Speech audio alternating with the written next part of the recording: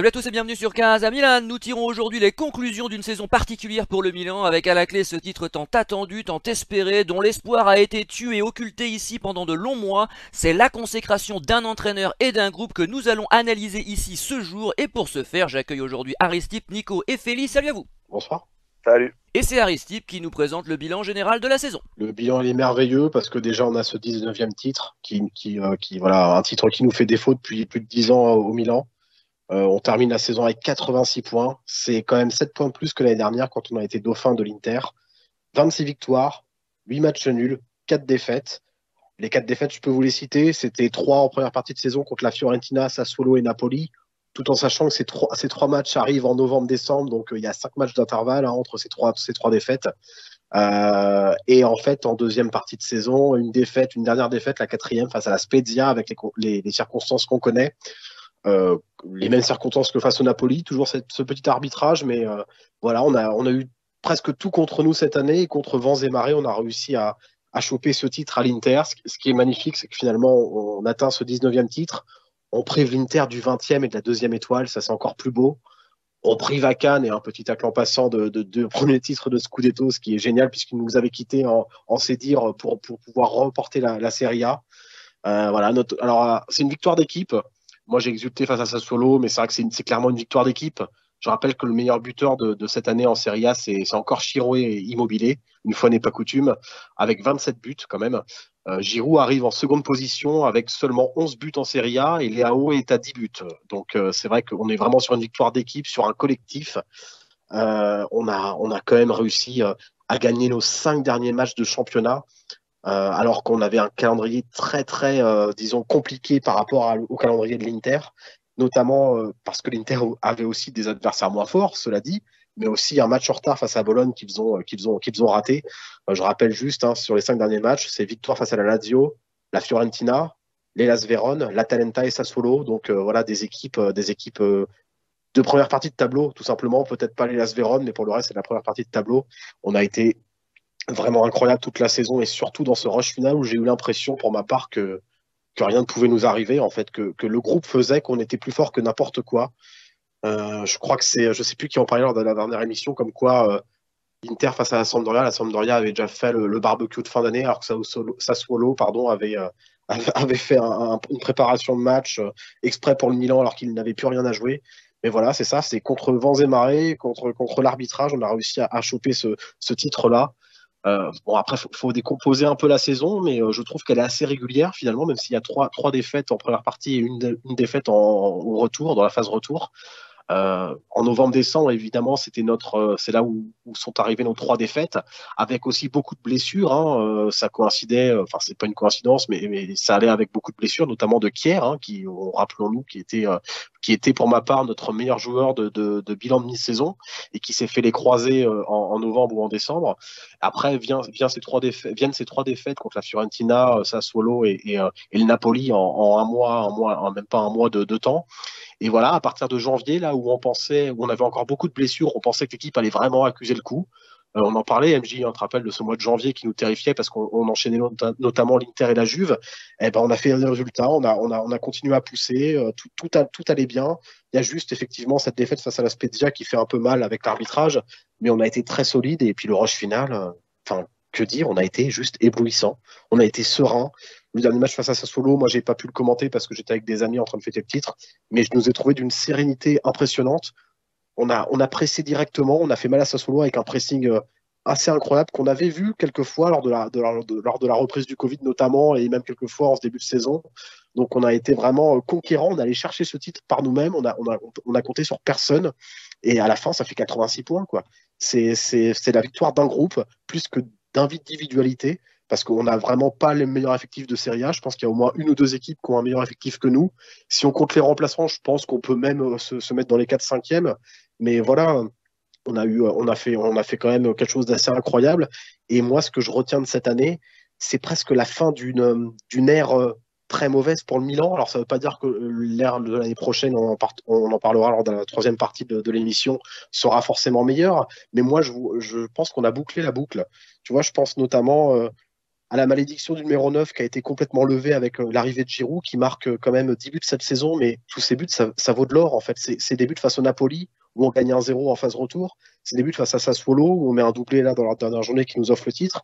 C'est le doublé face à l'Inter qui change complètement la saison parce que l'Inter a un gros coup de mou ensuite et Giroud nous transforme cette équipe pendant 1 ou 2 mois. On surfe sur la vague du derby de février.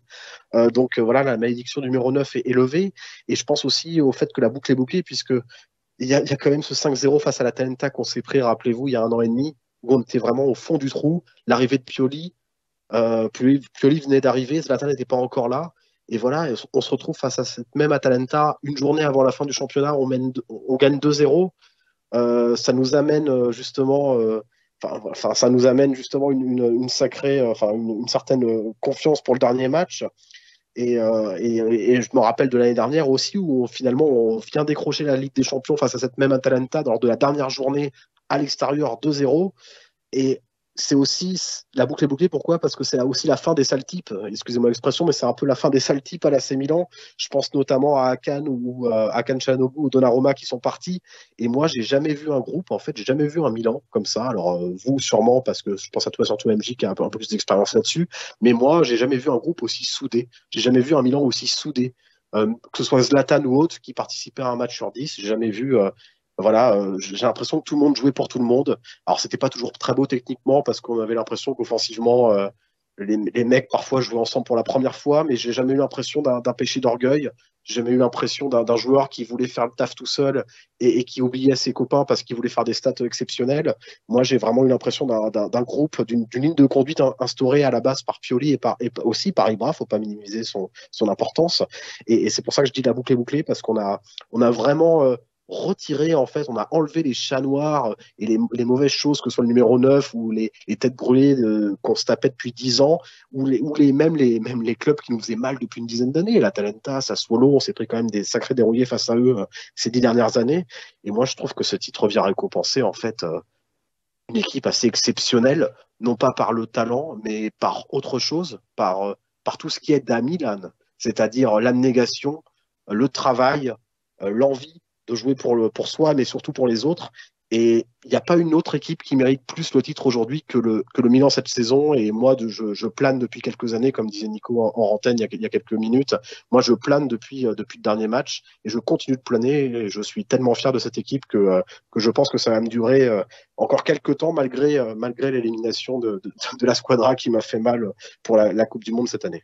C'est marrant que tu parles de Giroud parce que justement je vais donner la parole à Nico. Et Nico, avant de te demander ton commentaire, je crois que tu as beaucoup d'anecdotes sur Giroud entre autres à nous raconter sur ce qui s'est passé sur le terrain après le coup de sifflet final dimanche soir. Il y avait une ambiance de dingo à Sassuolo. C'était un véritable sorte de pèlerinage de supporters milanais de l'entrée de la sortie, enfin de la sortie d'autoroute qui permettait d'arriver à Sassuolo. Un nombre de personnes qui rentraient sans billets tellement il y avait une foule, ils n'arrivaient pas à gérer déjà l'affluence euh, au contrôle de billets, ce qui fait qu'ils contrôlaient les deux premiers rangs, puis après il s'est passé 3-4 vagues parce qu'il y avait tellement de monde et ça poussait qu'ils avaient peur que ça peut-être qu'il y ait je sais pas, un dérapage, quelque chose. Après, vers la fin du match, on a commencé, il y avait déjà 2-3 000 personnes qui étaient quand même à l'extérieur du stade, qui n'avaient pas pu rentrer quand même, qui n'avaient pas les billets. On a commencé à avoir les fumigènes, les bombes agricoles, les grands drapeaux en dehors du stade, parce qu'il y a des mecs qui essayaient d'escalader pour rentrer dans le stade de Sassuolo. Et donc, au coup de sifflet final, ceux qui ont pu voir les images à la télé, on va dire les côtés, on va dire en général les honneurs et les présidentielles, les gens ont pu rentrer sur la pelouse. Et donc, pareil, nous, on a eu notre porte qui s'est ouverte. Et donc tout de suite, j'ai dévalé à toute vitesse ma tribune pour pouvoir rentrer sur le terrain sans avoir, en fait, à la base, juste un gamin de 10 ans heureux courir sur la pelouse pour fêter le titre en hurlant, en s'amant enfin les champions d'Italie. Et j'ai couru direction les vestiaires quand je dis peut-être que s'il va se passer un truc, bah, peut-être que je le verrai proche de l'entrée des vestiaires. Et au moment où j'arrive, j'entends un amotement à peu près à ma droite, et il y a donc Olivier Giroud, tenu environ par une dizaine, voire une quinzaine de supporters du Milan qui étaient en train de lui arracher le cou, enfin qui lui faisaient la fête par rapport au titre. Et je vois une petite brèche, donc je décide de rentrer dedans. J'attrape Giroud par le cou et je lui hurle dans l'oreille. Alors, je sais pas s'il a entendu ce que je lui ai dit parce qu'il y avait un bouquin du tonnerre et avec l'adrénaline, je lui dis des trucs qui n'avaient ni queue ni tête. Je lui parle de l'équipe de France alors que j'en ai strictement rien à foutre en lui disant que Deschamps, il n'y comprend rien et que de toute façon, il va revenir en équipe de France. Je lui dis merci pour ses 2 buts et je lui fais un bisou. Je sais pas si c'est sur l'épaule, le cou. J'en sais rien parce que Giroud il nous demandait d'être un peu tranquille parce pendant que moi je le tirais vers la gauche, il y en a il le tirait vers la droite, d'autres vers devant, derrière. Donc j'ai eu la chance de prendre quand même Giroud dans la bouche. Non, avec un message, j'ai pas été sûr, j'ai pas eu la bouche, mais j'ai eu la chance en tout cas de prendre Giroud dans mes bras. Derrière, je me retourne, je vois Tonali, pareil sur ma gauche. Alors là, je l'avais pleine face vers moi. J'ai dit hop, c'est pareil, ça va être la même. Et donc j'ai couru sur Tonali. Et là, il y a un mec de la sécurité qui essaie de faire ramener quand même les joueurs au vestiaire. Donc là, j'ai pas eu le temps d'arriver à Tonali. Je me suis pris un espèce de grand coup de coude dans le plexus pour me faire comprendre qu'il fallait que je dégage. Et donc après, bon, on est remonté parce que le speaker disait qu'il fallait rentrer dans les tribunes pour pouvoir que la cérémonie se fasse. Mais j'ai eu, dans ce truc de même pas à la base juste rentrer pour courir et fêter le titre et chanter quelques chansons avec les supporters sur place, j'ai eu la chance donc, de prendre Giroud dans mes bras, ce qui pour moi en termes de supporter, prendre un joueur dans les 5 minutes après le coup de sifflet qui dit que t'es champion d'Italie, c'est des souvenirs de dingue. Donc pour ça je suis dans une vaine attitude que là ça va me faire l'été mais sans problème. Il va falloir quelques mauvais résultats du Milan avant que vraiment même quelques mois de mauvais résultats du Milan pour pouvoir pour commencer à avoir, enfin, à m'enlever cette banane, mais c'est un truc de dingo. Et ce titre, il est pour moi, il est vraiment pour les supporters, même si c'est sûr, c'est les joueurs qui l'ont gagné, hein, mais pour tout ce qu'on a, comme il a dit Aristippe, ce pain rassis qu'on a mangé pendant tant d'années, cette longue descente qu'on a eue après le Scudetto de 2011. En 2012 encore, on a joué jusqu'à 2 journées de la fin, on a fini deuxième, mais après, ça a été le départ des sénateurs et de Ibra et Thiago. Et ça a commencé gentiment, crescendo. On luttait pour la 3e place, puis après c'était 7e, 8e. On a vu les Poli, les Destro, les Van Ginkel, les Queen Constant, Bakay Traoré, et j'en passe. Et au stade, c'est la première fois que je voyais un truc pareil. Bon, après, c'est la première fois que je vivais aussi le titre de 2 millions, je l'ai vécu chez moi. Celui-là, je l'ai pu le vivre dans le stade.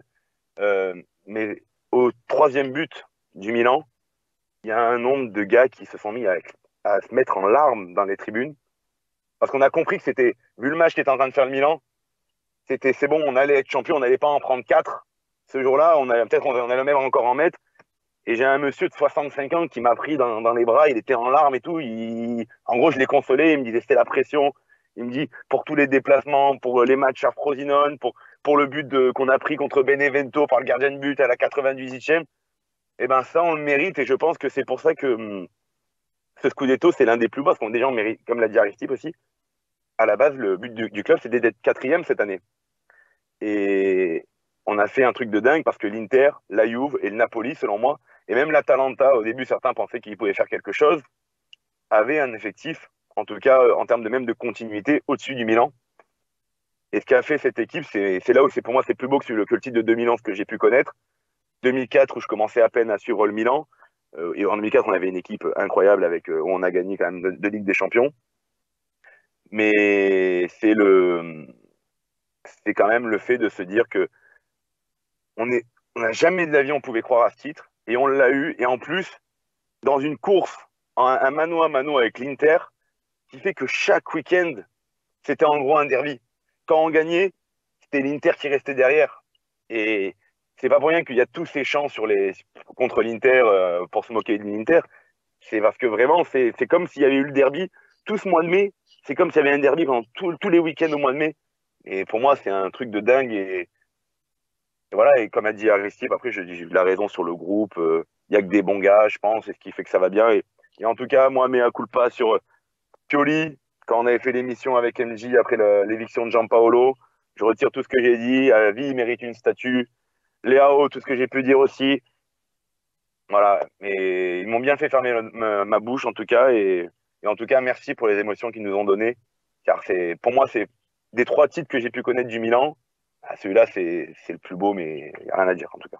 Oui, parce que tu l'as vécu de près, mais celui de 2004 était sympa aussi, hein, pour l'avoir bien vécu. Ouais, mais j'étais trop jeune. J'étais Voilà, trop c'est jeune, ça. moi. Parce que Donc, celui de voilà, c'est pour 2004, ça. c'était quand même une équipe extraordinaire qui s'était fait sortir par la Colonia. On l'avait rappelé hein, dans l'émission 400e là, sur l'histoire du Milan. Juste Nico, la prochaine fois que tu croises un joueur français du Milan, n'hésite pas à lui suggérer d'écouter Casa Milan. Ça pourrait être une bonne idée. Au pire, tu mets un vrai t-shirt, écouter Casa Milan, etc. pour leur faire un petit peu de pub. Parce que si les joueurs du Milan nous écoutaient, alors là, on serait aux anges. Mais c'est sûr que c'est une belle expérience. Je pense que beaucoup de supporters qui écouteront cette émission te jalouseront. Parce que ce que tu as vécu, peu de gens l'ont vécu. Moi, j'ai eu la chance de le vivre un petit peu dans les années 90 quand le PSG a été champion d'Europe, enfin vainqueur de la Coupe des Coupes plus exactement en 96. J'étais à l'entraînement à huis clos au Parc des Princes 3 jours avant le match et 3 jours également avant la finale de 97 et j'ai rencontré les Bernard Lama, les Leonardo, pas Marco Simone qui était pas encore, mais tous ces joueurs là de l'époque, hein, Paul Le Guen, Alain Roche, Daniel Bravo, enfin il y avait une très très belle équipe, Patrice Loco, Rai, extraordinaire joueur, Rai bien sûr.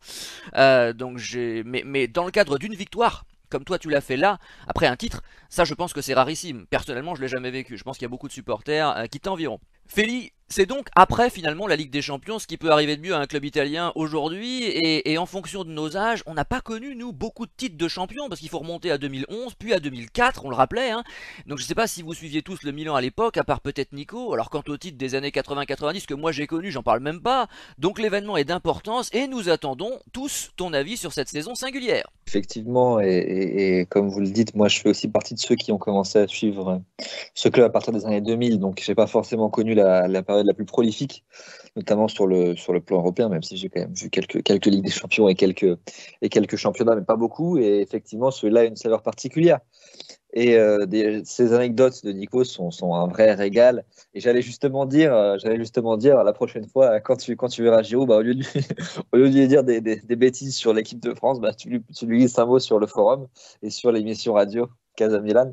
Parce que je pense que ça lui aurait bien fait marrer. Mais franchement, ça ne m'étonnerait pas. Enfin, on sait que, là, on dit ça en rigolant, mais on sait que les joueurs, surtout les jeunes, hein, je pense plutôt aux jeunes, pas tant à Olivier Giroud, mais les jeunes regardent ce qu'ils se disent d'eux sur les réseaux sociaux et vu le nombre de joueurs francophones qu'on a dans l'équipe, ça ne m'étonnerait pas que certains, alors je ne dis pas qu'ils suivent assidûment ce qu'on fait, et je n'ai pas la prétention de l'annoncer, mais ça ne m'étonnerait pas que certains regardent ce qu'on pourrait penser d'eux, que ce soit sur Twitter, sur AC Milan Zone, mais aussi sur, pourquoi pas, les radios. Bon, ça malheureusement, on le saura jamais, Si Théo Hernandez nous écoute, faut qu'on s'excuse pour Roland du coup, hein, mais bon, c'est pas grave. je pense surtout à des joueurs comme Kaloulou qui à mon avis, voilà, ça c'est un fait assez connu que les joueurs ont tous des faux comptes sur les réseaux sociaux et écoute et regarde ce que les gens parlent, de ce que disent d'eux, hein. Et ça c'est assez avéré et c'est assez, ça se sait quoi, ça se sait. Mais concernant la saison, oui, bah écoute, ça nous rappelle pourquoi on supporte ce club, pourquoi est-ce qu'on suit le foot de manière générale. Parce que des fois, on s'enlise en fait dans ces passions qui nous font perdre du temps, hein, qui jouent énormément sur notre humeur de façon quotidienne et dans le mauvais côté comme dans le bon. Et ces derniers temps, on avait souvent le mauvais côté, il faut le dire. Donc ça pouvait peser sur nos vies personnelles et bah là comme vous l'avez dit, comme vous l'avez si bien dit, bah, on a la banane depuis un moment et ça on pourra jamais enlever ça à ce sport de manière générale, à ce divertissement qui est quand même phénoménal. La passion, les gens qui se retrouvent pour en discuter, ça n'a pas de prix et des clubs comme le Milan, bah voilà, ça nous réunit aujourd'hui, on en parle, il y a des gens qui nous écoutent, on partage notre joie. Et c'est à des moments comme celui-ci qu'il faut le plus en profiter. C'était une saison exceptionnelle. Moi, j'ai réécouté un petit peu j'ai réécouté en entier l'émission de mi-saison qu'on a fait au mois de décembre. Et bah, je vais pas dire que c'était pas très enthousiaste, mais c'était vraiment, on était vraiment pas, personne n'y croyait, hein, franchement. Non, dans l'émission, personne ne croyait au titre, personne n'osait en parler, hein, et jusqu'à il y a peu d'ailleurs, parce que finalement on a commencé à en parler ce mois-ci hein, seulement. Ah mais moi je me souviens de l'émission qu'on a fait après le derby où on gagne contre l'Inter 2-1, doublé Giroud. Je dis mot pour mot, je dis qu'on en profite, ce soir c'était une grande victoire, mais le vainqueur du Scudetto c'est l'adversaire du soir. Voilà. Je le dis comme ça, hein. Donc moi j'avais vraiment aucun doute sur le fait que l'Inter allait gagner parce qu'ils étaient supérieurs à nous, parce qu'on avait un calendrier beaucoup plus difficile. Mais à partir du moment où on s'est mis en mode mission, je l'avais répété lors de la dernière mission, mais il y a eu vraiment un déclic, je pense, à mon avis, à la victoire contre la Lazio 2-1 sur le but de Tonali. À partir de là, on s'est mis en mode mission Scudetto et on n'a pas lâché cet objectif, victoire après victoire. Et on a réussi à obtenir ce titre inespéré, incroyable. Alors certains, j'ai vu parler de Leicester City, enfin nous comparer un petit peu au titre de Leicester City. Alors bon, je n'irai pas jusqu'à là parce que Leicester, historiquement, ça pèse moins fort que le Milan, même si effectivement, dans les forces en présence et dans les effectifs, comme l'avait dit Aristide, on a été peut-être la troisième, quatrième équipe de Serie A, notamment sur le plan offensif. Hein. Rappelez-vous des joueurs qu'on appelle, hein, des joueurs qu'on la Juve, des joueurs qu'on l'Inter. Quand on regarde Saelemaekers, quand on regarde Krunic, les joueurs qui étaient titulaires lors du dernier match, hein, on ne peut pas dire que ce pas des joueurs qui ne jouent pas chez nous. Ils jouent, ils sont titulaires chez nous, et finalement, c'est nous qui gagnons le Scudetto. Donc, c'est vraiment une explosion de joie. Et alors, oui, effectivement, moi, j'avais sur le coup de sifflet final contre Sassuolo, j'ai vu l'envahissement de terrain et j'ai vu beaucoup de joueurs se faire agripper. Moi, j'avais peur que ça finisse en bagarre générale. C'est ça que je craignais. Et comme tu le dis là, Giroud, comme tu le dis là, Nico, tout le monde a grippé les joueurs et tiré un peu de chaque côté. J'avais peur que ça commence à s'énerver. Bon, finalement, c'est parti en liasse de joie et ça a été continu. Moi, j'ai regardé en boucle hein, les vidéos des joueurs qui, malheureusement, j'ai pas pu être là, hein, mais j'ai regardé en boucle les vidéos des joueurs qui célébraient, que ce soit au Mapei Stadium, mais ensuite sur le bus du retour jusqu'à Casamian, au Duomo, c'était vraiment un vrai plaisir et on pouvait s'identifier en fait à ces joueurs. On voyait en fait une ville qui explosait aussi, qui attendait ça depuis très longtemps. Et ce fut un vrai plaisir de suivre cette équipe cette saison, malgré tous les doutes qu'on pouvait avoir, malgré tous les doutes qui ont été finalement balayés. Quel plaisir! On n'a qu'une seule hâte finalement, là j'ai qu'une seule hâte vraiment, c'est que ça reprenne pour retrouver cette adrénaline, ce plaisir-là qu'on pouvait avoir. Réaction de Nico. Oui, juste pour répondre à ça, après tu lui donneras la parole à Aristide. Déjà concernant l'envahissement du terrain, alors en Italie ça faisait un bout de temps que ça se faisait plus, mais à une époque en Italie c'était une coutume que quand l'équipe était championne, les supporters rentraient même quelques minutes avant le coup de sifflet final, quand c'était souvent à l'extérieur, quand le stade le permettait, et en gros ils foutaient les joueurs à poil, parce que c'était ce qui s'est passé, hein. Giroud il était en slip et avec son t-shirt en dessous de lui, Messias a fini en slip, T'es sûr que c'est dans pareil. le coup, tu lui as fait un bisou, hein? Ouais. Je rassure, c'est sûr. Et en plus, il est grand. Non mais je n'en doute pas, Nico. Et, mais c'était une coutume, et c'est vrai que Maignan, pareil, ils se sont enlevé les maillots, c'est le but. Enfin, et de toute façon, les joueurs se laissent faire, le savent très bien. Ce qu'ils veulent, c'est juste prendre les maillots et en gros les prendre dans les bras pour les féliciter. Après, il n'y a aucune raison. Le stade était à 99%. C'était des supporters milanais, c'était surtout pour leur faire la fête. Et dernière chose, en termes des ambitions, c'est vrai qu'il y a quelque chose, moi, qui m'avait énormément marqué, que ce soit dans notre émission, où on ne parlait jamais de titre. Mais je le retrouvais au stade. L'année où on gagne le titre en 2011, j'avais fait beaucoup de déplacements l'année d'après. Et il y avait des chants lancés par les supporters qui étaient en gros remporter le Scudetto, remporter le Scudetto. Il y a eu 0 chant cette année, même le jour de Sassuolo Milan, pour dire remporter le Scudetto. Et j'ai fait Empoli, le Toro et l'Atalanta dans les 2 derniers mois.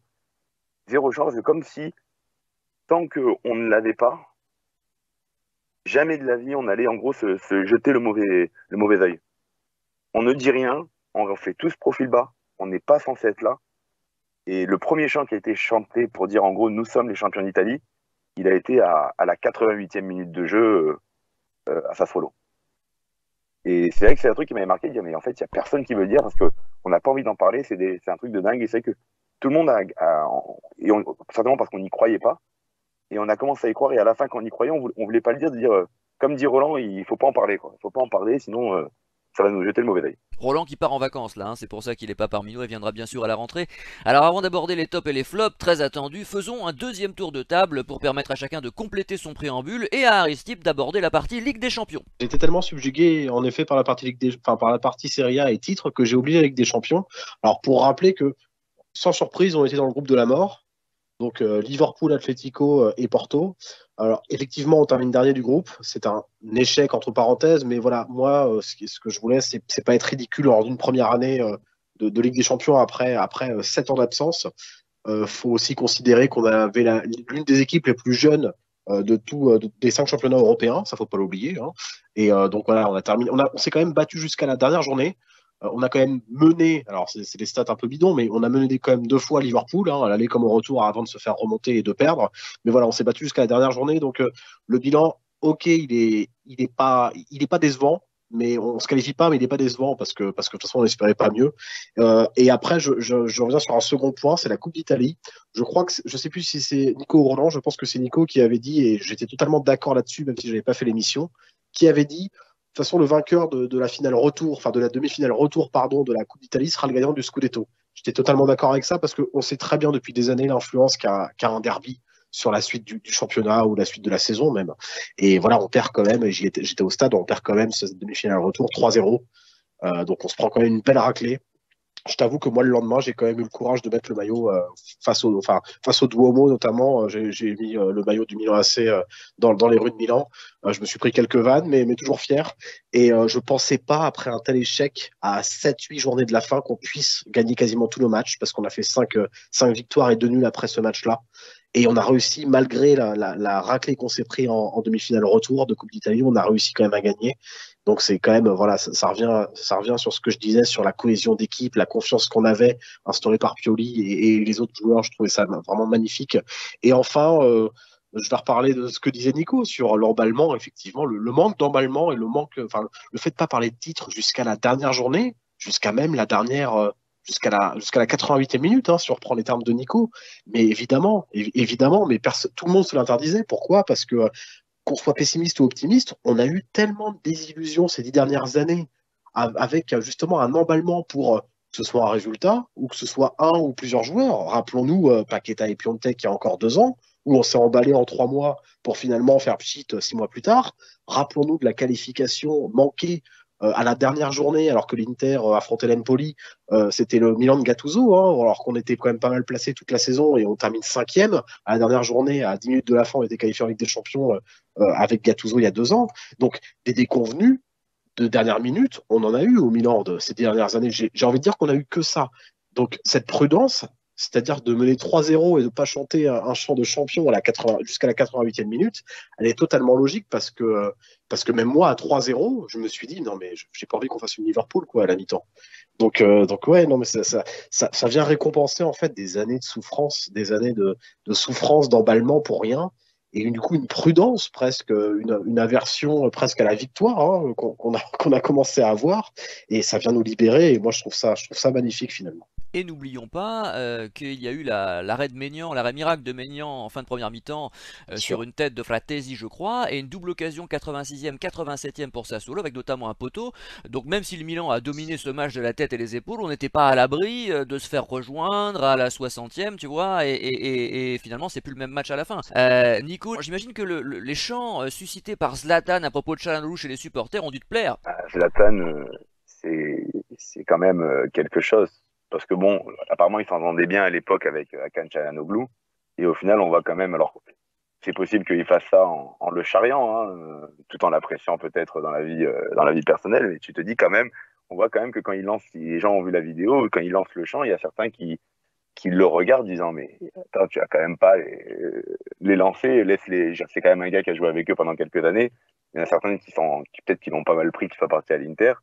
Pareil, c'était le grand copain de Kessie. Euh, et il y en a certains qui rigolent. On voit certains joueurs qui rigolent. Et il y en a certains qui quand même sont quand même un peu. Romagnoli, par exemple, ne rigole pas du tout. On le voit qu'il ne rigole pas de cette histoire. Mais bref, que dire sur cet effectif? Quand on voit, je ne sais pas si vous avez parlé aussi encore la vidéo dans le vestiaire à la fin avec Ibrahimovic qui prend la parole, on se rend compte que ce type-là, ben, il jouait plus, mais il était hyper important. Et je parle souvent de l'after. Je suis un grand fervent de l'after. Et Riolo disait qu'à l'époque, quand Ibrahimovic était au PSG, c'est lui qui tenait le vestiaire. C'est lui qui reprenait les mecs quand ils arrivaient en retard. C'était lui qui les prenait sur son aile. Et à l'époque, Ibrahimovic était encore un joueur, il avait 30 ans, c'était pas le Ibrahimovic de 40 ans. Et on voit qu'aujourd'hui, en fait, je pense qu'il a vraiment aidé cet effectif. Il est arrivé, on était 10e du championnat. Il avait dit que Milan serait champion à un moment ou à un autre quand il serait là. Il a quand même fait, même s'il a peu joué, il a quand même mis 10 buts, si je dis pas de bêtises, quand même, sur le nombre de matchs en championnat. Il Faut avait quand fait même un les très tirer à très bon grand. début de saison d'ailleurs, hein. Oui, après, la deuxième partie de saison, il a été tué par les blessures. Il a jamais pu réellement reprendre. Aujourd'hui, il s'est fait opérer. Il va être absent 7 mois. Certains parlent d'une fin de carrière. Lui, apparemment, si l'opération se passe bien et que la rééducation se passe bien, ne serait pas contre finir quelques mois encore pour montrer à tout le monde que il est immortel, en gros. À 7 millions? Non, non, il a baissé. Il était déjà plus à 7 millions cette année. Ah Hein. Il a d'accord, beaucoup, ouais, en parce fait. que c'était Il a, excessif je il a un, trouve. sa- il a un salaire plus bas avec des primes en fonction, je crois, de ce nombre de matchs joués et du nombre de buts. Et déjà, Milan voulait déjà le diminuer quoi qu'il arrive, même s'il avait son genou qui tenait la route comme il faut. Et je pense que si le joueur veut continuer, je pense que Milan lui offrira une belle sortie. Mais ce mec-là a montré une importance, je pense, comme Kier, une importance importante en tant que leader et pour mener tous ces jeunes. Et surtout, on a vu ces joueurs évoluer. Leao, Kalulu, Tomori, qu'on connaissait pas, Calabria, même s'il y a une petite rechute, Théo Tonali. Hernandez, Tonali, on va y venir dans les tops. Hein. Il y a eu un nombre de joueurs impressionnant. Et bon, ben voilà, je sais plus si c'est Aristide ou Félix qui a dit qu'il avait hâte que ça reprenne. Moi, franchement, j'ai pas hâte que ça reprenne. Là, j'ai envie de profiter. Ça va durer jusqu'au 14 août. Première journée, cette année, ça reprendra plus tôt à cause de la Coupe du Monde en hiver. Et jusqu'au 14 août, on est champion d'Italie, en tout cas, avant de commencer le championnat. Et on va pouvoir profiter. Moi, j'ai mon beau-père qui est interiste. C'est un plaisir. C'était un plaisir de manger hier soir en repas de famille. Il faut profiter de ce genre de choses parce que on avait fait le 3-0 en question, on l'avait fait ensemble. J'avais passé une sale soirée. Surtout que je pensais comme lui que ça allait être une roue libre pour l'Inter jusqu'à la fin de la saison. Et au final, bon, bah voilà, c'est passé ce que c'est. Mais il faut profiter des moments et voilà, faut apprécier l'été. Va tout se passer, je pense, un excellent été. En plus, je sens qu'il va faire beau cet été. Très beau et très chaud. Ah bah Nice forcément, oui, ça c'est sûr, tu vis dans la bonne région Nico. Bon, alors on va demander à Félix s'il souhaite compléter ses propos de tout à l'heure. Oui, moi j'ai envie de rendre hommage à un pays pas loin du mien, donc la Roumanie. La Roumanie, pourquoi? Parce que la Roumanie, c'est un pays qui nous ramène souvent des grands joueurs et des moins bons. Et cette saison, ce pays a été décisif, notamment dans les rôles de gardien, puisque d'un côté, on a eu Tatarusanu. Alors Tatarusanu qui a été décrié, parce qu'il a fait des erreurs, notamment sur la défaite contre la Fiorentina, mais il a aussi été décisif, notamment contre l'Inter, où il a su arrêter ce penalty qui nous permet de garder le match nul.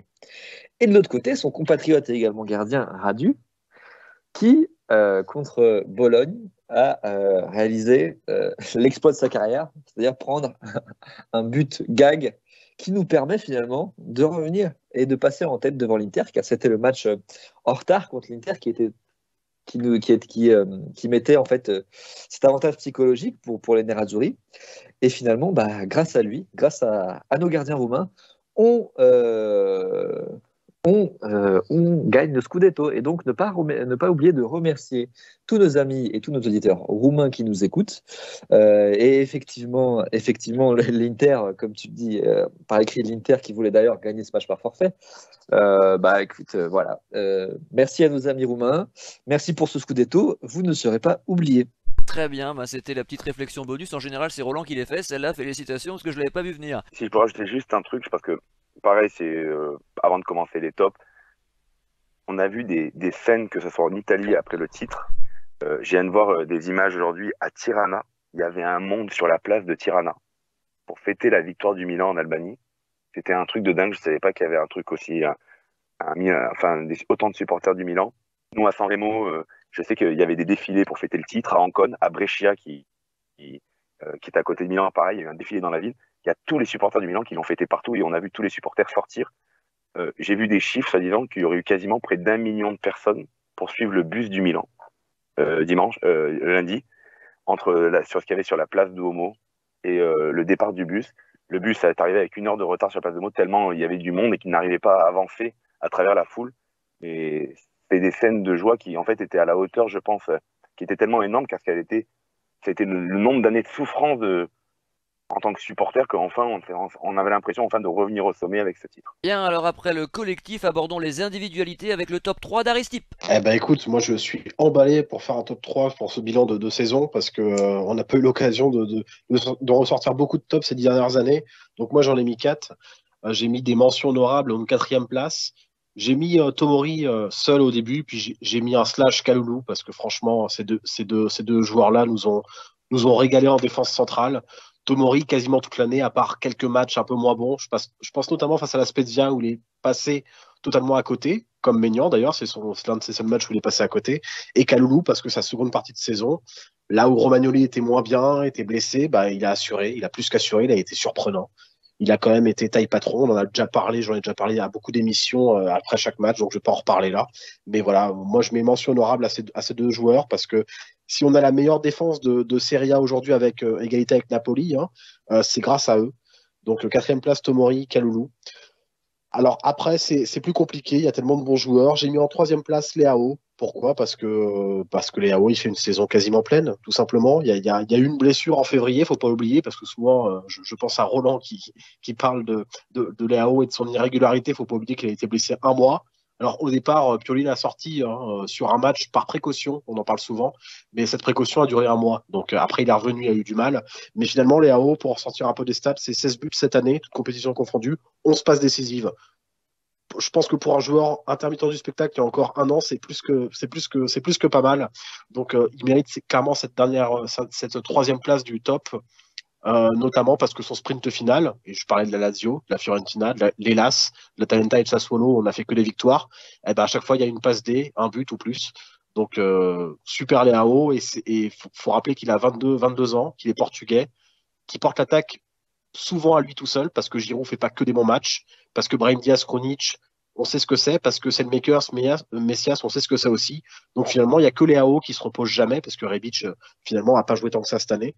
Et moi, je trouve qu'il a fait une saison, il a fait une très bonne saison, et je regrette presque ce que j'ai dit sur lui il y a encore 1 ou 2 ans, ou ce qu'on disait tous, hein, comme quoi on en avait assez Tous vu et qu'il sauf fallait passer à autre Feli. chose. Je le rappelle tout le temps, il n'y en a qu'un Sauf seul Feli, qui a tu vu as clair raison. ici sur Léao, c'est Feli, il faut lui rendre T'as hommage pour raison. ça. Et c'est vrai que Feli avait vu le potentiel. Moi j'avais vu plus la nonchalance, mais comme quoi Ibra, Pioli et voilà, la cohésion de groupe a fait qu'il s'est surpassé. Même défensivement, il y a quand même quelque chose. Donc voilà, Léao, top 3e de stop. Évidemment, bon, le premier est tout choisi, mais je vais parler du deuxième. On peut l'inverser après avec Léao. C'était serré entre les deux, mais notre Italien, Tonali, a été extraordinaire sur cette saison. Franchement, je ne l'attendais pas à ce niveau-là par rapport à la saison passée parce qu'il y avait quand même deux facteurs la saison passée qui me faisaient penser qu'il ne ferait pas une aussi bonne saison cette année. La première, c'est que moi, je l'ai trouvé, contrairement à toi, peut-être MJ, décevant. Et la seconde, c'est qu'il a très peu joué, même quand finalement il a pu avoir sa chance, qu'il faisait quelques bons matchs. On l'a rappelé, hein, on l'a mis sur le banc à la place d'un Meïté qui était prêté du Torino. Donc je t'avoue que je ne m'attendais pas à un Tonali aussi près physiquement et surtout mentalement, parce que c'était surtout mentalement qu'il pêchait l'année dernière. Je ne l'attendais pas aussi bon cette année. Et dès les premiers matchs, on a vu qu'il y avait il y avait un palier qui était passé. C'était monsieur Sandro Tonali, quoi. 51 matchs cette saison, Tonali. 51, c'est le joueur le plus utilisé par Pioli, devant Maignan. Pourquoi? Parce que Maignan a été blessé 1 mois et demi quand même. Donc Tonali, bon, on l'a vu qu'il a été essoufflé un peu en fin de... Alors pas ces 5-6 derniers matchs où il est revenu, il était très bon. Mais on a vu que comme les AO en février-mars, entre janvier et mars, c'était un peu moins bon. Et Benasser a bien pris le relais jusque-là. Mais voilà, Tonali a fait une saison extraordinaire. Pour moi, il mérite cette place de deuxième joueur. Et voilà, je l'ai trouvé très bon défensivement, même offensivement, il a mis quand même pas mal de buts, hein. J'ai noté 6 buts quand même cette année. Et enfin, en première place, pour moi, elle est indiscutable. Et je vois pas comment on peut mettre un autre joueur, mais je suis curieux de savoir ce que vont mettre mes camarades. Pour moi, c'est Maignan, parce que Maignan, pour moi, c'est le même top que Kessié, tu vois, le même top 1 que Kessié l'année dernière. C'est-à-dire que, à part son match face à la Spezia, où franchement, il fait boulette sur boulette avec Tomori, le reste, c'est extraordinaire. Mais comme tu le dis, c'est tellement extraordinaire que c'est même pas que j'en viens à oublier Donnarumma. C'est que pour moi, en fait, et on sera peut-être pas d'accord avec moi, mais pour moi, il fait une meilleure saison que ce que Donnarumma a fait en 4 saisons chez nous. Enfin, il y a pas mieux parce que Donnarumma, il y a toujours eu des hicks sur quelques matchs où effectivement il a 2 parades à faire, il en fait pas, ou une parade, et ben, où son jeu au pied est mauvais, où il met en difficulté son équipe sur un jeu au pied un peu moyen, voilà. Bah, finalement, Maignan, il transforme ça avec un jeu au pied rassurant et plus que ça. Il y a des passes décisives pour les AO. Moi, j'ai en tête je crois que c'était contre, je sais plus contre qui c'était, je crois que c'était contre Bologne, où on gagne 1-0 avec une passe décisive de La Maignan contre, Sampdoria. à la Sampdoria, pardon, La Sampdoria. avec les AO qui partent tout seuls. Et je crois qu'il y en avait une deuxième, je sais plus contre qui, mais son jeu au pied, c'est même pas qu'il est rassurant, c'est qu'il est décisif en fait pour tout.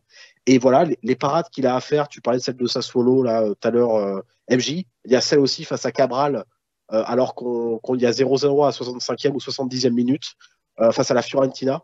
Eh ben, il fait la parade décisive avec une sorte d'arrêt où il dévie la tête de Cabral, il la dévie à moitié sur sa ligne, il la reprend en deuxième temps, il la capte. Mais c'est que des matchs comme ça, en fait, Maignan. Il y a une parade à faire, il l'a fait. C'est ce qui a manqué à Donnarumma pour moi ces dernières saisons. C'est ce qui a encore manqué à Donnarumma avec la Squadra Azzurra face à la Macédoine, on s'en rappelle. Hein. Il y a eu une parade à faire. Malheureusement, elle n'est pas faite. Et pour moi, je vois pas un autre joueur meilleur que Maignan cette saison parce que il dépasse en fait mais absolument toutes mes attentes. Je m'attendais à un bon gardien. Je me suis dit, tiens, ça va être tellement dur pour lui, plus que techniquement, parce qu'on savait que c'était un bon gardien. À Paris, il avait fait ses preuves. À Lille, champion de France.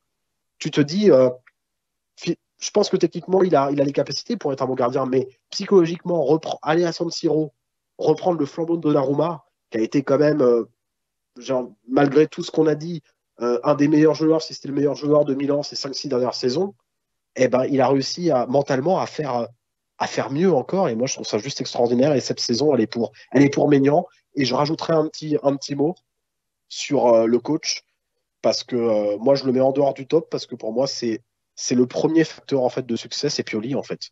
C'est Pioli parce que tu peux me ramener Guardiola, tu peux me ramener Jürgen Klopp, tu peux me ramener Allegri. Je suis pas convaincu qu'avec une équipe comme ça, ils arrivent au bout. Je suis clairement pas convaincu. Tu peux me ramener le meilleur entraîneur du monde. Pioli, ce qu'il a fait depuis 2 ans au Milan, et on parle pas que de cette saison, ce qu'il a fait déjà l'année dernière est extraordinaire. D'avoir repris un Milan en novembre-décembre, vu comment on était avec cette défaite face à l'Atalanta, etc. Il les a ramenés comme ça. Moi, je vois pas. Honnêtement, Pioli out, on s'en rappelle tous quand il a signé. Tout le monde était d'accord et là, il y a pas de débat comme sur les AO où tu as une ou deux personnes qui étaient pour Pioli. Pioli, tout le monde le décriait. Et ben, contre vents et marées, il a réussi à ramener une cohésion d'équipe, bien aidé par des sénateurs, bien aidé par Ibra, par Kier, par peut-être Giroud plus tard. Mais n'empêche que le taf, il faut le faire et je suis convaincu que si on avait ramené Rangnick, Guardiola, n'importe qui, on n'aurait pas eu ce résultat. Et cette victoire, cette cohésion, c'est Pioli qui l'a amené avant tout, avant les joueurs. Bien, alors juste pour dire que même si je ne fais plus les tops et les flops depuis des années, j'aurais fait le même que toi. Et sur Tonali, mon optimisme de l'an passé était lié à ce que j'avais vu à Brescia, aux quelques bonnes choses qu'il avait laissé entrevoir également la saison dernière, à son amour du club. Je pense que l'amour du maillot fait faire des miracles, et au fait que quand il est arrivé chez nous l'été 2020, il n'avait que 20 ans. Voilà, je fais partie des gens qui pensent que les jeunes comme ça, qui brillent chez les espoirs, ont une grosse marge de progression, il faut juste leur donner du temps de jeu. Et j'ai déploré l'an passé la présence de Messier, j'ai pas compris vraiment ce qu'a fait Pioli cette année-là. Alors finalement, tout est bien qui finit bien parce que Tonali est brillant cette année, on l'a tous dit et je pense que nos camarades sont d'accord avec ça. La plupart des supporters le sont et ceux qui font l'équipe type de Serie A également. Comme quoi, il fait l'unanimité. Je pense que c'est l'avenir du football italien, lui et d'autres, et qu'il faut pousser également nos autres jeunes. Mais Tonali, oui, est une vraie satisfaction. Seulement, mon optimisme de l'année dernière était lié à tous ces facteurs, quoi. C'est vrai que 20 ans, bon, laissons-leur du temps. On voit bien avec les AO, on voit bien avec Kalulu, etc. que ça marche. Simplement, laissons-leur du temps. Ces joueurs ont brillé ailleurs, ils peuvent briller chez nous également. Nico, quel est ton top 3? Déjà, avant de commencer le top, Aristide a entièrement raison sur Pioli. Je pense qu'il a exploité 150 à 200% de ce groupe. Je continue à le dire, on a été quand même champion avec Saelemaekers, Messias, Brahim Diaz absent toute la deuxième partie de saison. Donc c'est quand même pas rien. Mais donc moi j'ai le même top 3, mais dans un ordre différent. En 3, moi je mets Tonali. Une révélation, je ne m'attendais vraiment pas à voir ça. C'était le jour et la nuit entre l'année dernière et cette année. On l'a senti en pleine confiance. Peut-être qu'il a eu du mal à avaler son transfert de l'année dernière. Mais en tout cas, il a mis tout le monde d'accord. C'est le chouchou des tifosi, et de très loin. Je pense que c'est notre futur capitaine. J'en ai pas beaucoup de doutes. Il ne cesse de répéter qu'il aime ce club, qu'il est supporter. Alors à moins qu'un jour Milan peut-être le vende et le force à partir s'il y a une grosse offre. Mais je vois pas comment ce joueur-là ne va pas rester de longues années chez nous.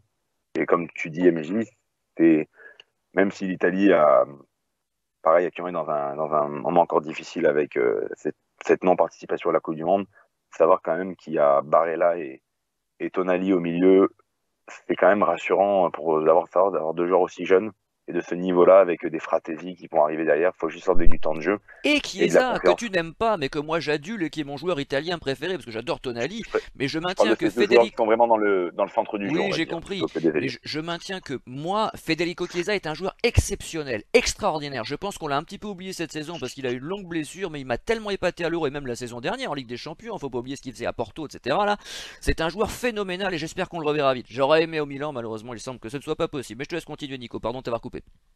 Non, non. Et ensuite, donc en 2, moi je mets pareil Mac Maignan. Bon, à Lille, ils en étaient très tristes quand il est parti. Pareil, c'était apparemment l'un des grands artisans du succès de Lille l'année d'avant, qui avait pris aussi très peu de buts. On avait perdu Donnarumma qui. C'était un peu comme quand tu es amoureux d'une fille et qu'elle te fait un peu des sales coups. Tu sais qu'elle aime l'argent et que tu as du mal à suivre avec ton portefeuille parce que tu pas assez de pognon. Et puis un jour, elle décide vraiment de partir avec celui-là qui a le plus gros portefeuille. Je voyais venir Maignan en me disant, bon, c'est certainement un bon gardien, mais bon, ça reste. À l'époque, c'était même le 3e gardien de l'équipe de France. Il y avait Mandanda qui était numéro 2. Et quand tu sais quand même que Mandanda et Lloris sont sur la pente descendante, tu te dis, bon, bah, ça va être un bon gardien, mais bon, voilà, ça va permettre de faire une transition en attendant un nouveau gardien, peut-être. Et le gars a mis tout le monde d'accord, mais très rapidement. Je rejoins Aristip sur toute la ligne. Et pourtant, on l'a mis Donnarumma plusieurs fois numéro 1 dans notre top de fin de saison. Donnarumma n'a jamais fait une saison comme ça. Et pourtant, il a été la première année quand il sort, et même il était jeune encore. Même quand il a commencé à prendre de l'âge un petit peu, même s'il restait très jeune, il y avait toujours des moments où il y avait 3 semaines, un mois, ça passait à côté.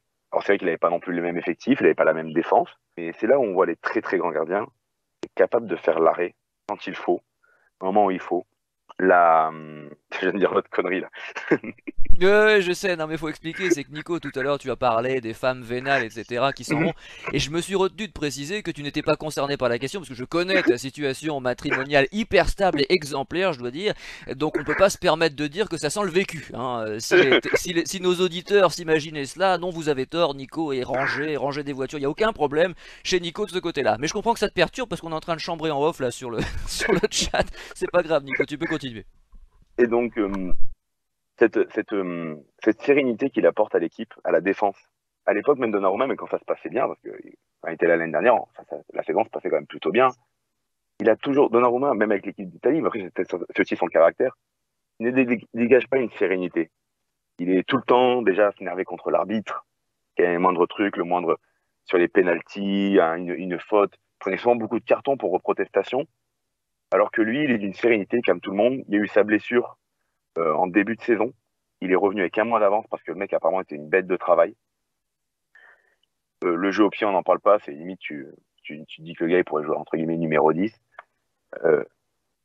Et toi, alors surtout toi MJ, parce que comme tu as parlé du PSG, je sais que tu étais un gardien dont tu étais fan, Bernard Lama, tu m'as toujours dit que c'était pour toi c'était le meilleur gardien que tu avais vu. Beaucoup de Ah oui, gens je confirme, avec Buffon quand même, hein, mais que j'ai vu de mes yeux vus, parce que Buffon je l'ai jamais vu jouer en vrai. Bernard Lama était un gardien phénoménal, mais dont le jeu au pied était parfois critiqué, parce qu'il y a eu quelques bourdes dans sa carrière, c'était pas Barthès. Mais sur sa ligne, c'est effectivement le meilleur gardien que j'ai jamais vu. Une détente, des arrêts réflexes. Abbiati d'ailleurs de temps en temps pouvait s'en rapprocher sur des arrêts miracles qui nous sortaient. J'ai toujours adoré Abbiati aussi. Mais Bernard Lama, j'ai une photo avec lui, hein, je l'ai rencontré à plusieurs reprises. Et c'est lui d'ailleurs qui m'a fait rentrer au Parc des Princes, puisque tu le sors, je sors l'anecdote. À 2 reprises, je trouve que je connais quelqu'un qui connaissait bien Bernard Lama. Et puis il y avait tous les journalistes qui étaient là, entraînement à huis clos au Parc des Princes. Ça fera sourire certains auditeurs qui ont peut-être connu le PSG Canal. Et on voit le quart des joueurs qui arrivent. Et puis là, il y a Bernard Lama qui vient nous ouvrir la porte, quoi. Il y avait les Vichy qui étaient là, il y avait des supporters, on était 2, on est rentré, je suis allé dans les vestiaires, je suis allé sur la pelouse du parc qui était vide le lendemain de la finale au Cernîmes de la Coupe de France.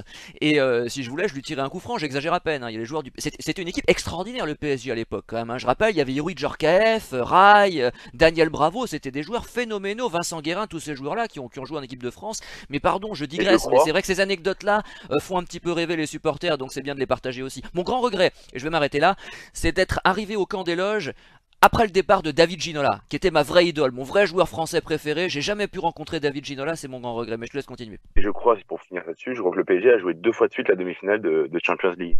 Non, non. à l'époque la Alors Ligue des le Champions. PSG a fait une première finale contre la Juve et de Roberto Baggio à la Coupe de l'UEFA 93, qui a été remportée, comme on le sait, contre Dortmund par la Juve de Baggio. Ensuite, ils ont perdu contre Arsenal en 94. Ils ont fait la demi-finale en Ligue des Champions cette fois-ci, c'est la seule, contre le PSG, contre le Milan, pardon, évidemment. J'ai tellement l'habitude d'être supporter du Milan que c'est difficile maintenant. J'inverse Avec les rôles. Savicevic qui Ah avait mis ouais, la avec buteur. Savicevic extraordinaire bien sûr, 1-0 à la dernière minute à l'aller, but de Bowman sur passe de Savicevic et le doublé de Savicevic au retour à San Siro. Et ensuite le PSG a remporté en 96, donc avec Djorkaeff etc, la finale de la Coupe des Coupes face au Rapide de Vienne avec coup franc de Ngoti, et s'est retrouvé en finale de cette même Coupe d'Europe des vainqueurs de coupe face à Barcelone en 97, qu'ils ont perdu 1-0, but de Ronaldo, le grand, le vrai. Voilà, enfin le vrai, je devrais pas dire ça parce que Cristiano Ronaldo est un super joueur, mais quand on pense Ronaldo, on pense aux phénoménaux, et voilà comment ça s'est passé. Après le PSG n'est plus jamais revenu, à part bien sûr le PSG actuel, en demi-finale d'une grande Coupe d'Europe. Voilà, je te laisse continuer, on a trop digressé là. Et donc pour finir, pour faire le rapprochement, en fait, le surnom de Bernard Lama, c'était le chat parce qu'il avait une capacité à capter les ballons. Et Maignan, sur ça, il rappelle à beaucoup de monde, Bernard Lama, c'est qu'il capte un nombre de ballons. Il ne les boxe pas, par exemple, comme faisait aussi Didio. Il les capte, il les attrape, il ne les relâche pas en plus. Et moi, je me dis combien de temps pour regarder franchement, ce gardien de but qui, pour moi, même Lloris, il a des grands soucis à faire pour lui en équipe de France.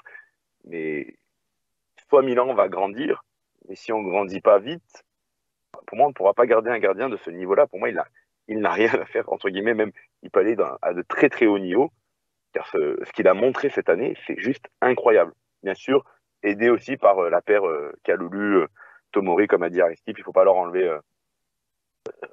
ça.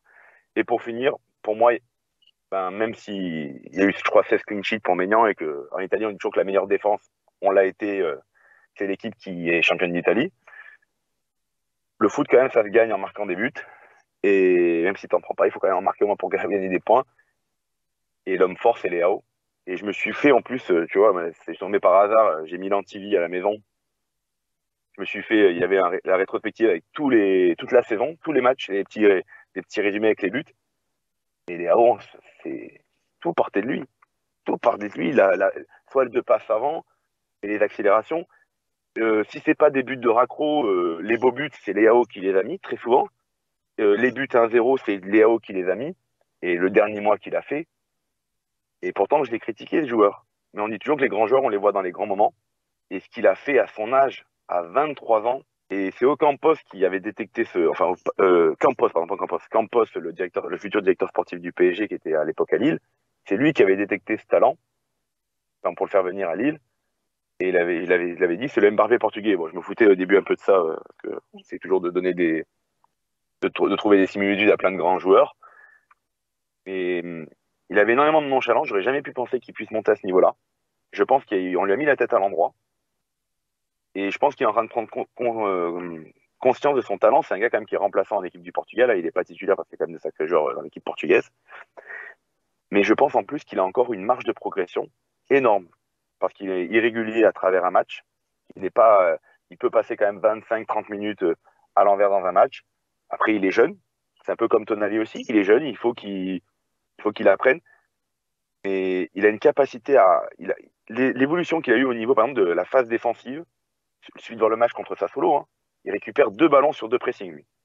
C'est lui qui va récupérer en plus les ballons qu'il a failli donner, qui n'ont pas pu être convertis. Mais il y a eu un travail énorme à ce niveau-là défensif, même si bon, c'est pas son point fort, mais il a quand même fait un travail, on a vu une évolution. Il a appris à donner le ballon, chose qu'il ne faisait pas avant. Avant, au contraire, on appelait ça entre guillemets un tout droit, quoi. Après, c'est vrai qu'il vitesse, il va très vite, on voit qu'il est technique, mais il allait souvent tout seul. Et je le trouve de plus en plus à droite devant les buts.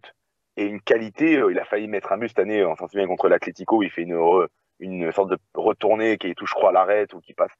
Il a une capacité technique et une vitesse. En gros, il faut avoir combien de défenseurs on l'a vu déposer. C'est vraiment déposer. Les mecs, quand t'as l'impression qu'ils s'arrêtent, en fait, ils sont à bloc, ils n'arrivent pas à le rattraper. Et j'espère qu'on va arriver à le garder. Apparemment, le Real Madrid, suite à l'échec Mbappé, aurait fait de Léao une priorité. Le Milan réclame 120 millions, on verra ce qui va se passer. Et aimerait quand même garder le joueur.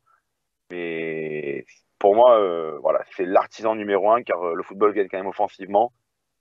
Et l'année où on gagne le titre, en 2011, c'est Ibra, avec tous ses buts qu'il met. Toujours pareil, les buts importants. En 2004, c'est Shevchenko qui finit Capo Cannoniere, si pas de bêtises. Et cette année, pour moi, c'est Leao et c'est pas pour rien qu'il a été élu meilleur joueur de la saison. Et enfin, Feli, nous attendons ton top 3. Alors avant le top, évidemment, quelques mentions honorables et avant tout, qui est la mention qui est pour moi la révélation de la saison, qui est pour moi Pierre Kaloulou, qui s'est vraiment révélé comme étant un crack, selon moi, du même acabit que Tonali et Leao, mais plutôt du côté défensif cette fois-ci parce que le Français, je ne le voyais vraiment pas venir comme ça, mais le Français, il a vraiment un talent mais monstrueux et ce joueur va aller très très loin. Et en autre mention particulière, à la 4e place, disons, moi je mets Tonali. Tonali, pourquoi pas plus haut? Parce que je trouve qu'il a eu des moments de trou. Déjà en fin d'année 2022, il y a eu un petit moment de trou. Il a eu aussi un petit moment de trou en début d'année, donc déjà en fin d'année 2021 et en début d'année 2022, où Benasser avait vraiment pris le relais et s'était vraiment imposé comme le milieu fort.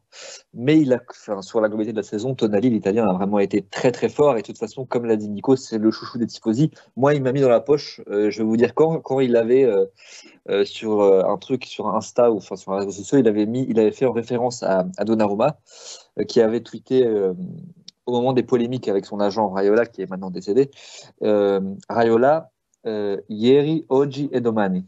Et Tonali, donc quelques années plus tard, donc l'année dernière, il avait mis Milan, ieri, oggi e domani. Et juste ça, en fait, pour moi, c'était fini, quoi. Pour moi, c'est mon chouchou. Quoi qu'il arrive, Tonali, je le défendrai. En plus de ça, il se trouve qu'il est talentueux, donc tant mieux. Et comme l'a dit Nico, c'est probablement notre futur capitaine légitime, vu son amour qui est là pour le club, vu tout ce qu'il a fait pour rester avec nous aussi. Il fait une grosse saison et ses marges de progression sont pour moi énormes. Ses marges de progression, c'est son potentiel. Parce qu'on voit qu'il est un peu fort partout. Il a un potentiel pour devenir un milieu extrêmement complet. Et selon moi, d'année en année, ça va devenir de plus en plus intéressant. Mais si je puis me permettre, excuse-moi Félix, juste une petite chose sur Tonali que j'ai pas dite, mais qui est évidente. Mais moi, ce qui m'impressionne et ce que je n'attendais pas, c'est un tel physique. C'est-à-dire que je l'avais jamais vu avec les espoirs à ce point fort physiquement, avec un tel volume de jeu, et puis surtout épaule contre épaule, il envoie tout le monde valser, quoi. Il me rappelle un peu un Brozzini de ce côté-là, et ça c'est un aspect de ses qualités que je ne connaissais pas, et ça m'a vraiment impressionné cette année, c'est qu'il est très dur sur l'homme, et il est aussi très rapide, et ça non plus je l'ignorais, ça aussi oui. Pardon je l'ignorais. Extrêmement rapide, et d'ailleurs Florenzi, qui n'arrête pas de répéter que pour lui Tonali n'est ni Gattuso ni Pirlo, mais plutôt De Rossi.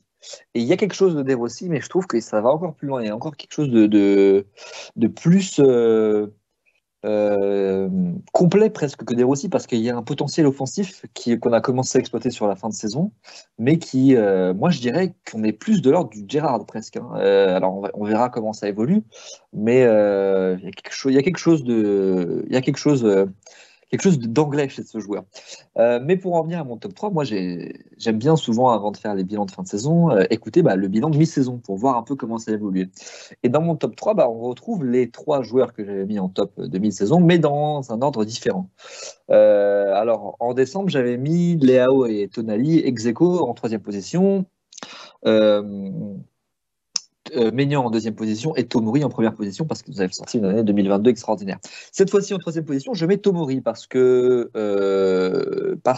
il a été sur l'ensemble de la saison très très fort, mais comme ça a été souligné, en 2022, il a eu quelques trous, notamment contre la Salernitana et aussi contre l'Inter, puisque en coupe notamment, ou le fameux 3-0, puisque c'est lui qui est fautif, disons, sur 2 des buts, et il a été plus fragile, je trouve, après la blessure de Kier. Alors il s'est repris sur la fin, il s'est trouvé un nouveau partenaire exceptionnel en la présence de Kaloulou, mais il a quand même été moins bon, et plus qu'étant moins bon, je trouve que les autres ont pris le relais en tant que meilleur joueur du Milan. Et quand je parle d'autres, je parle de Leao, qui est pour moi le 2e de mon top. Leao qui est offensivement tout bonnement exceptionnel. Je trouve qu'il a fait de sa nonchalance presque une force, parce que ses prises de balles, quand vous regardez attentivement ses prises de balles, elles sont souvent lentes et presque nonchalantes, ces prises de balles. Mais c'est justement pour après surprendre l'adversaire et faire une accélération qui surprend tout le monde, que ce soit le caméraman, nous-mêmes, mais surtout le défenseur adverse. On l'a vu d'ailleurs contre Sassuolo, où il fait des prises de balles lentes, où il prend la balle, et puis d'un seul coup, il passe l'adversaire en une accélération, et ça, c'est dingue. Il a cette capacité à accélérer dans le 1 contre 1. En Italie, déjà, c'est sûr que c'est le meilleur, mais je veux dire, il se place parmi les meilleurs euh, européens, parmi les meilleurs joueurs européens sur le 1 contre 1. Ça doit être un calvaire. Je ne sais pas quel défenseur cette saison n'a pas souffert face aux Portugais. Et je parle de saison dans sa globalité parce qu'effectivement, il y a un petit coup de mou au moment de sa blessure et aussi sur la fin de saison, mais globalement sur l'ensemble de l'année, c'était notre meilleur joueur offensif et ça sans aucun doute. Et c'est pour ça qu'il a d'ailleurs été troisième dans mon top de mi-saison. Mais pour moi, c'est le joueur. Alors préparez-vous. Hein. Alors, je ne sais pas si ce sera ce mercato-là ou le mercato d'après ou encore d'après, mais c'est le joueur qui sera notre plus grosse vente de l'histoire de notre club. Et ça, j'en suis convaincu maintenant. On parle déjà de 120 millions. Apparemment, il a une clause dans son contrat de 150 millions qu'on voudrait enlever par une prolongation de contrat, puisque son contrat expire en 2024. Donc cette clause-là, on voulait l'enlever, potentiellement peut-être pour le vendre plus cher. Bon, ça, je sais pas comment. Je sais pas si ça arrivera. Déjà, si on arrive à le vendre à 150 millions, ce serait tout bonnement exceptionnel.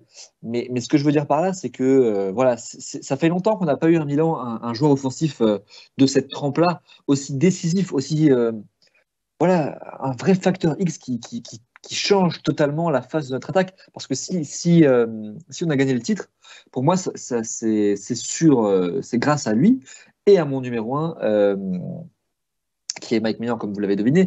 Mais Leao est vraiment notre atout offensif numéro 1 parce que à côté de lui, il n'y avait pas des grands noms. Hein. Alors, il y avait des bons soldats, hein, comme Messias, comme Giroud, comme Zlatan, qui pouvaient dépanner quand il pouvait.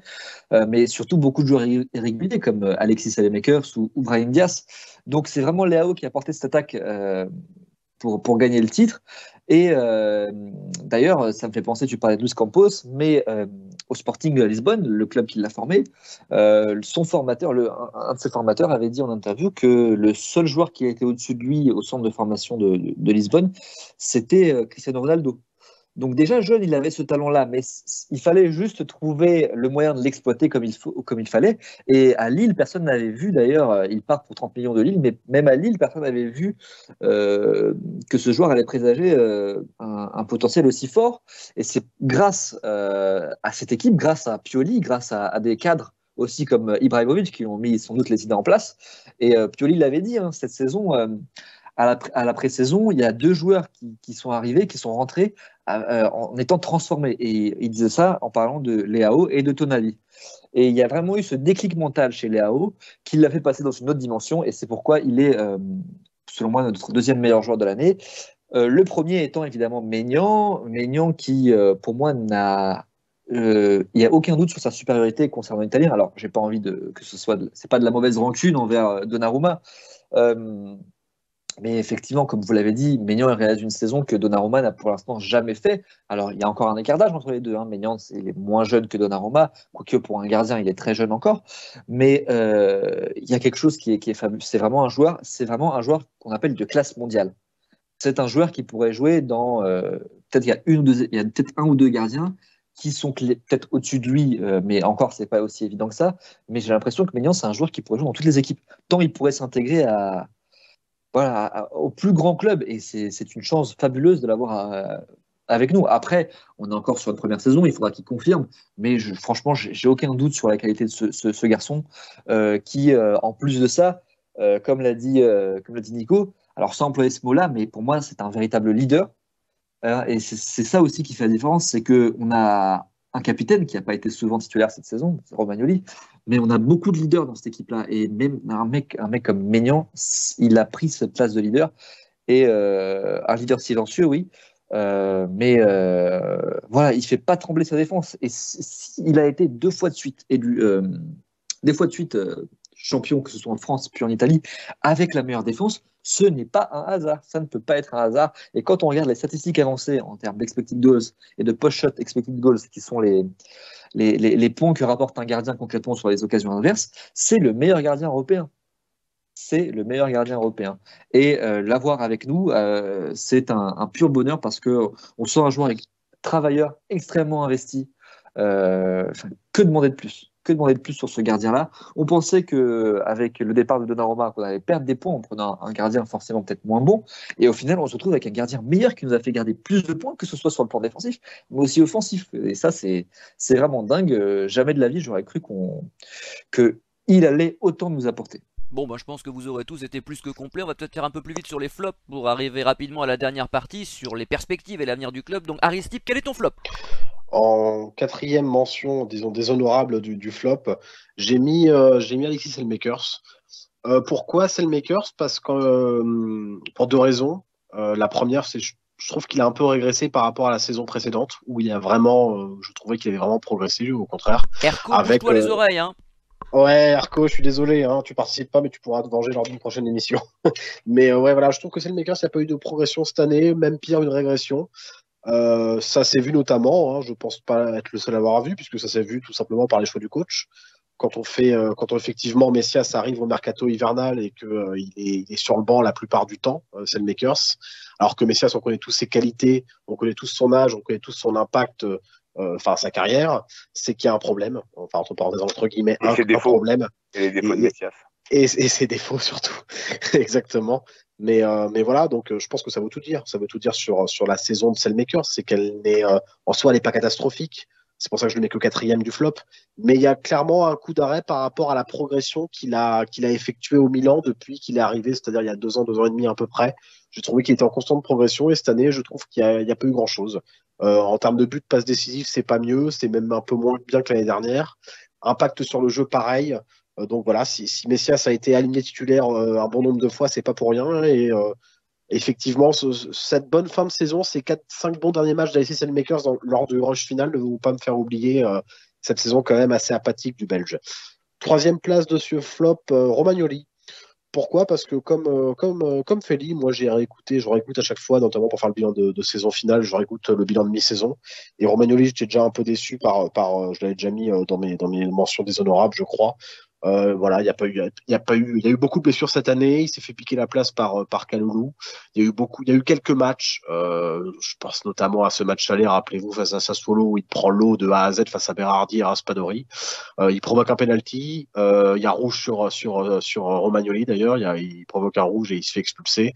Voilà, moi c'est pas ce que j'attends du capitaine qui m'a fait presque rêver il y a quelques saisons. Je trouve qu'il y a quand même, c'est un peu dur parce que ça fait quand même 2-3 saisons que ça dure maintenant, mais voilà, je trouve il y a pas de progression. On l'attend finalement. À chaque fois, on se dit tiens, il va se reprendre cette année, et c'est pas trop le cas. Et bon, après, effectivement, il a de moins en moins de temps de jeu, donc c'est pas évident, mais voilà, t'as pas envie de le mettre titulaire quand tu vois les performances de Kalulu, hein, et Kier en défense centrale. Je vois pas comment il serait titulaire à la régulière, j'ai envie de dire, donc je le mets quand même dans mes flops. Deuxième place, là ça me fait un peu plus mal parce que j'y croyais vraiment cette année, c'est Calabria. Calabria, alors tout n'a pas été acheté, hein, évidemment. Il ne faut pas oublier qu'il a été nommé capitaine cette année, hein, puisque capitaine titulaire, puisque Romagnoli était déjà sur le banc, puisque la charnière centrale était déjà composée de Tomori et de Kier en début de saison. Donc voilà, par défaut, Calabria a été titulaire et du coup capitaine en ce début de saison. Je trouve qu'il a très très bien géré ses 5-10 premiers matchs.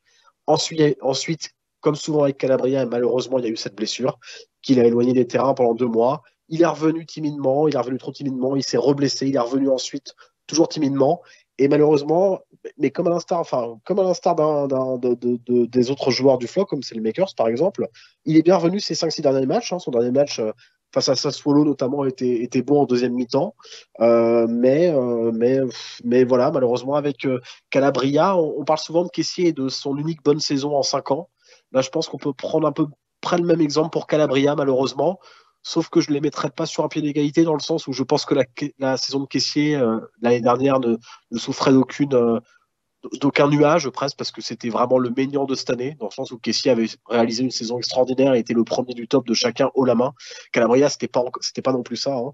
Donc je les mettrais pas sur le même pied d'égalité sur la saison qu'ils ont faite ensemble, disons la bonne saison. Mais voilà, Calabria, je suis un peu déçu de cette année. J'espère que les blessures, alors c'est pas pareil que d'autres joueurs, hein. J'espère que les blessures vont un peu le laisser tranquille parce qu'on sait que je suis quand même convaincu qu'avec un peu plus de régularité, un peu plus, s'il joue un peu plus, s'il est un peu épargné par les blessures, il est vraiment titulaire dans ce club parce que je l'ai trouvé quand même très bon l'année dernière et sur une dizaine de matchs cette année très rassurant.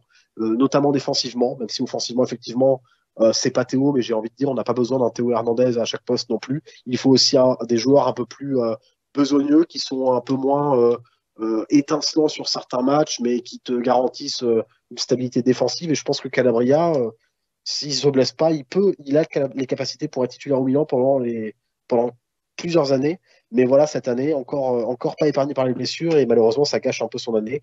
Et enfin, en premier du flop, bah, je ne pouvais pas passer à côté, on l'a répété à chaque émission, hein, mais bah, c'est Brahim Diaz pour moi.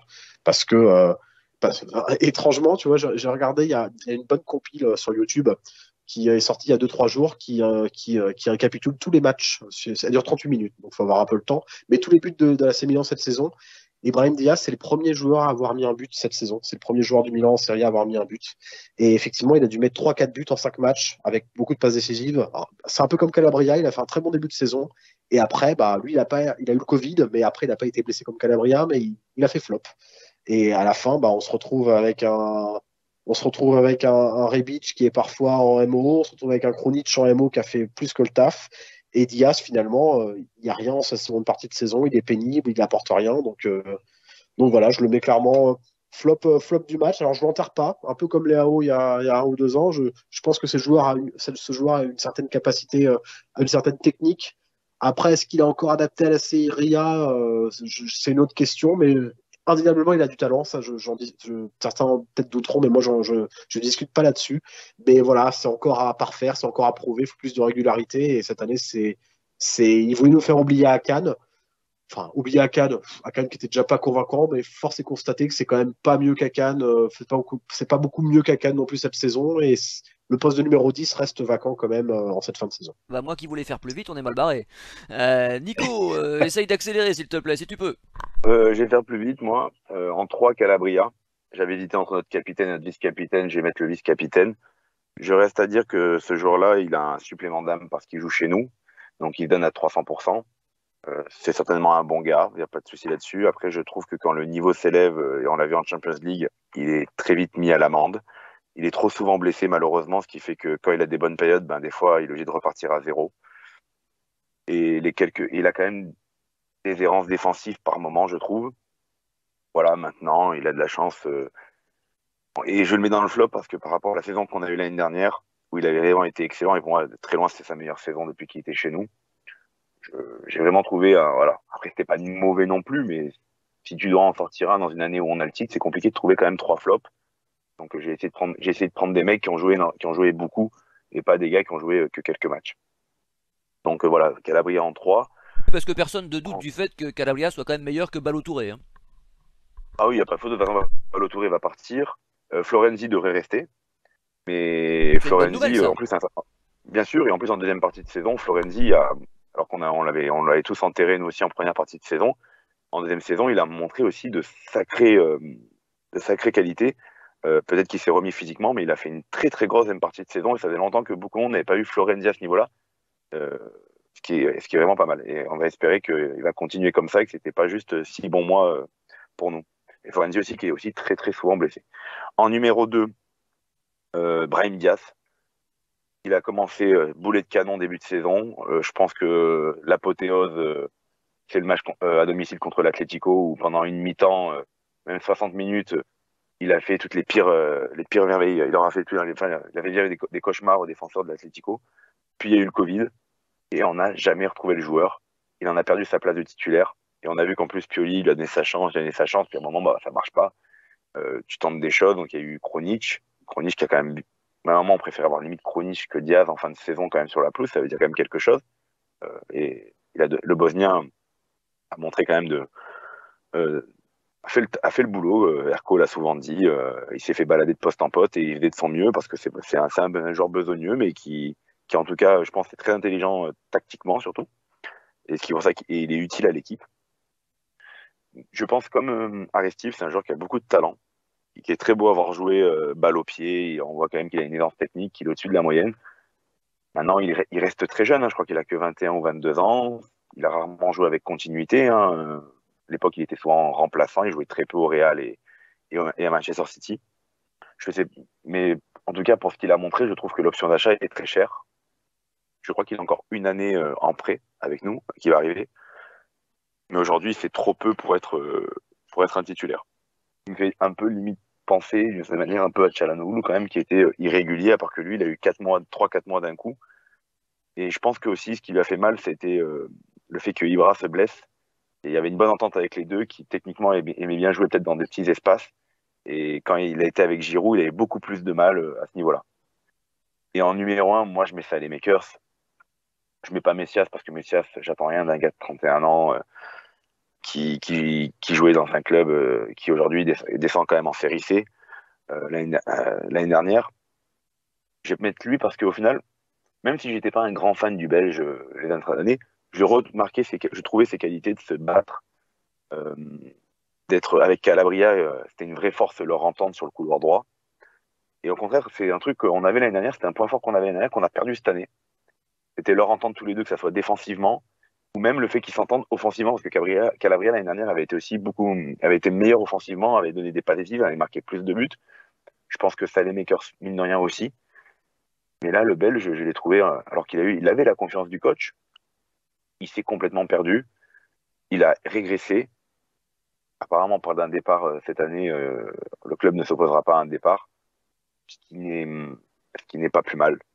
Donc, et pour moi, c'est mine de rien, c'est quand même une déception parce que je pensais quand même que ce qu'on avait vu les 2 premières années avec lui, bah, on verrait au moins la même chose et il y a eu vraiment une baisse de niveau, ce qui m'a fait même croire, moi aussi, qu'on ne pouvait pas être champion sans le numéro 10 avec Diaz et sans un couloir droit avec Brahim Diaz, avec Sané Makers, Messias et Calabria derrière. Et encore félicitations à Pioli, il a réussi à être champion avec quand même, en tout cas, l'ailier droit et le milieu offensif, franchement, en bricolant avec les joueurs. Voyons ce que nous a concocté Feli. Oui, je vais essayer d'être plus concis, avec des mentions déshonorables quand même, qui sont nos deux ailiers des premières années de Pioli, hein, disons-le comme ça, Rebic et Saelemaekers. Alors, je ne les mets pas plus haut parce que je trouve que les deux peuvent apporter dans leur. Enfin, ils ont des qualités, mais Rebic a trop souvent été blessé et beaucoup trop souvent irrégulier. Et Saelemaekers, bah, j'avoue que j'attendais pas non plus grand-chose de Saelemaekers parce que on connaît un petit peu ses qualités et ses défauts, même s'il a toujours tendance à un petit peu progresser. Mais c'est deux joueurs qui n'ont pas su se montrer à leur avantage. Rebic, bah, il a mis que 2 buts cette saison, alors que d'habitude, il met ça quand même 10 buts en général, hein. Dans ses 2 premières années, il a mis ses 10 buts. Là, cette saison, il en met que 2. Alors, il a quand même été important, tout comme le Belge en fin de saison. Mais ça a quand même été une saison en dents de scie, malgré un gros début aussi pour les deux, hein, que ce soit Rebic, rappelez-vous de son match contre Liverpool où ou même contre la Lazio, hein, en début de saison, où c'est vraiment 2 très très gros matchs. Et Saelemaekers aussi, pareil, qui a fait un gros début de saison et une grosse fin de saison. Mais entre les deux, bah, il y a quand même un gros trou. Mais ça reste quand même 2 joueurs que j'espère qu'ils vont rester, parce que c'est 2 joueurs importants dans l'effectif, qui sont là depuis un moment, qui connaissent très bien le groupe, le coach, etc. Et c'est 2 joueurs besogneux qui sont, selon moi, 2 bonnes alternatives. Voilà.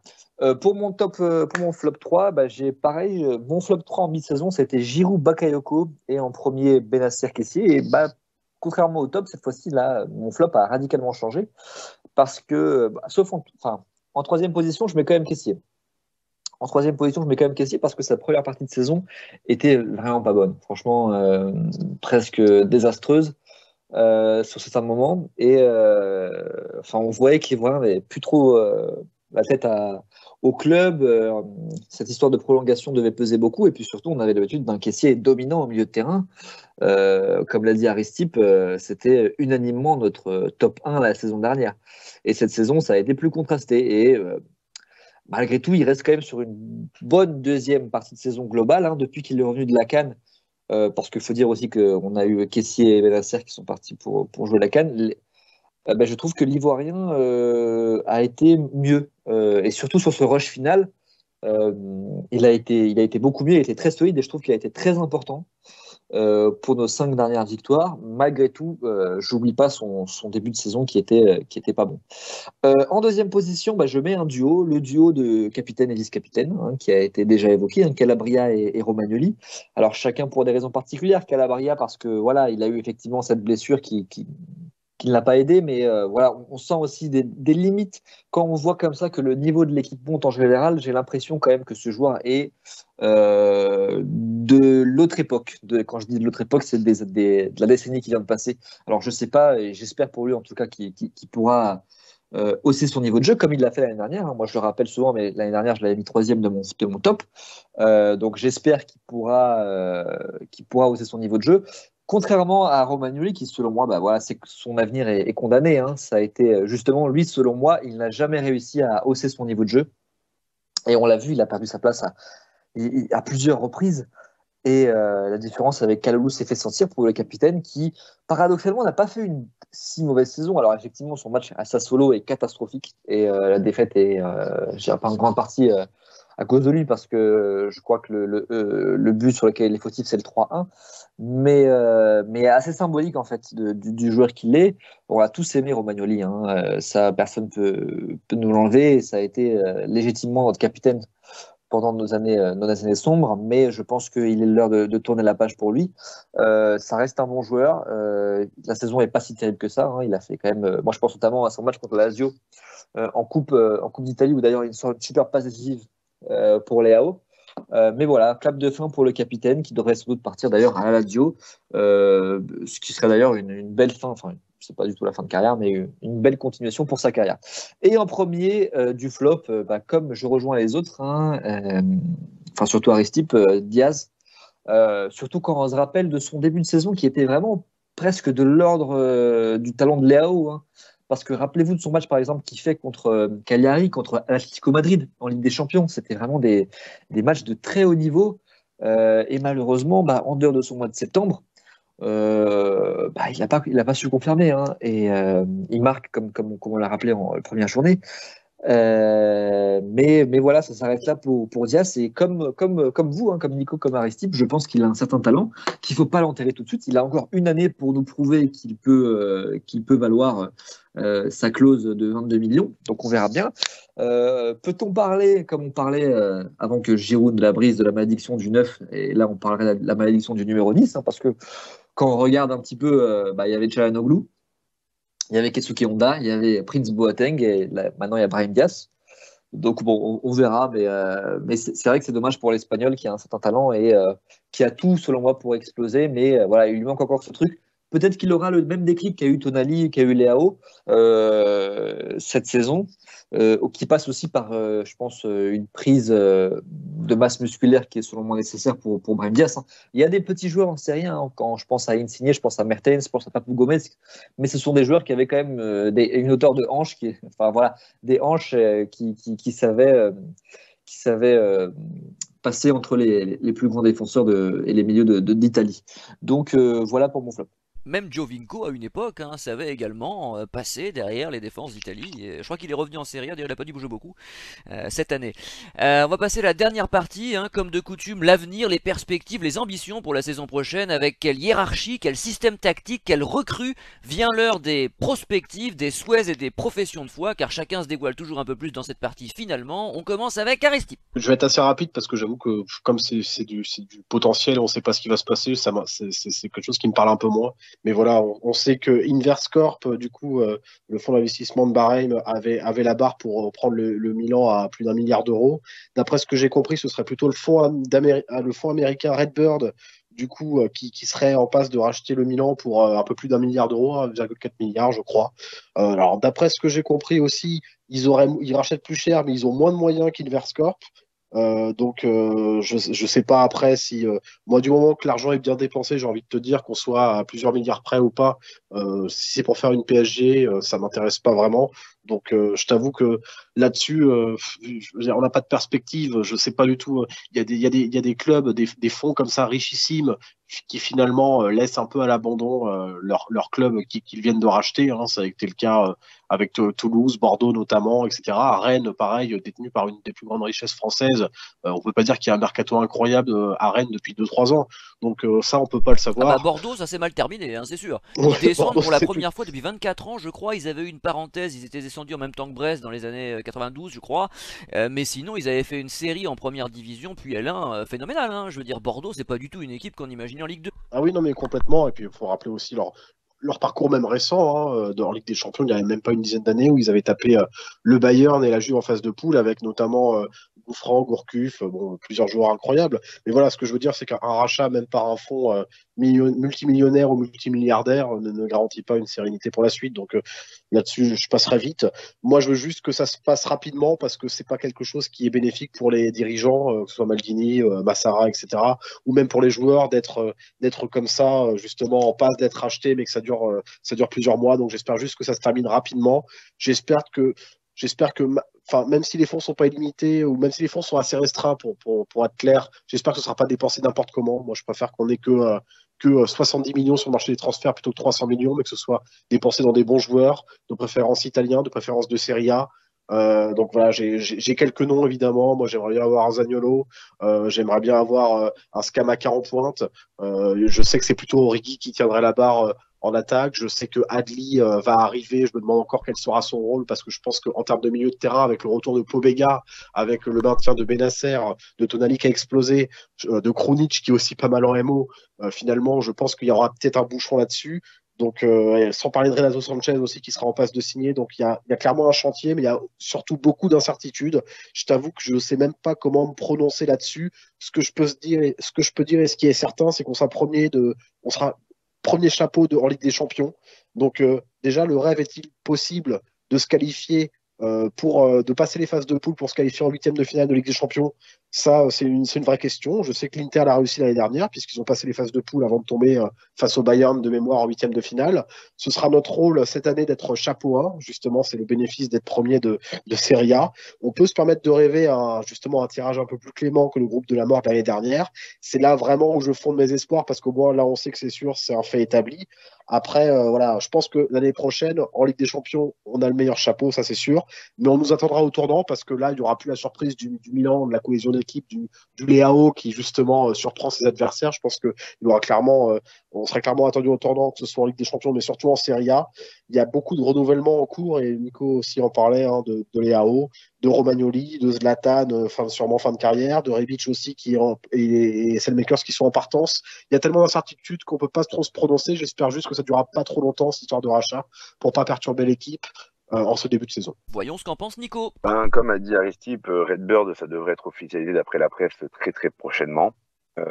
Apparemment, il serait sur un projet apparemment comme Elliott, ça veut dire des jeunes joueurs qu'il faut mettre en valeur pour vendre bien plus cher. Peut-être que la différence, c'est que on les gardera peut-être un peu plus longtemps. En tout cas, ils gardent la même équipe dirigeante. Maldini et Massara vont être prolongés, avec l'accord de Redbird déjà.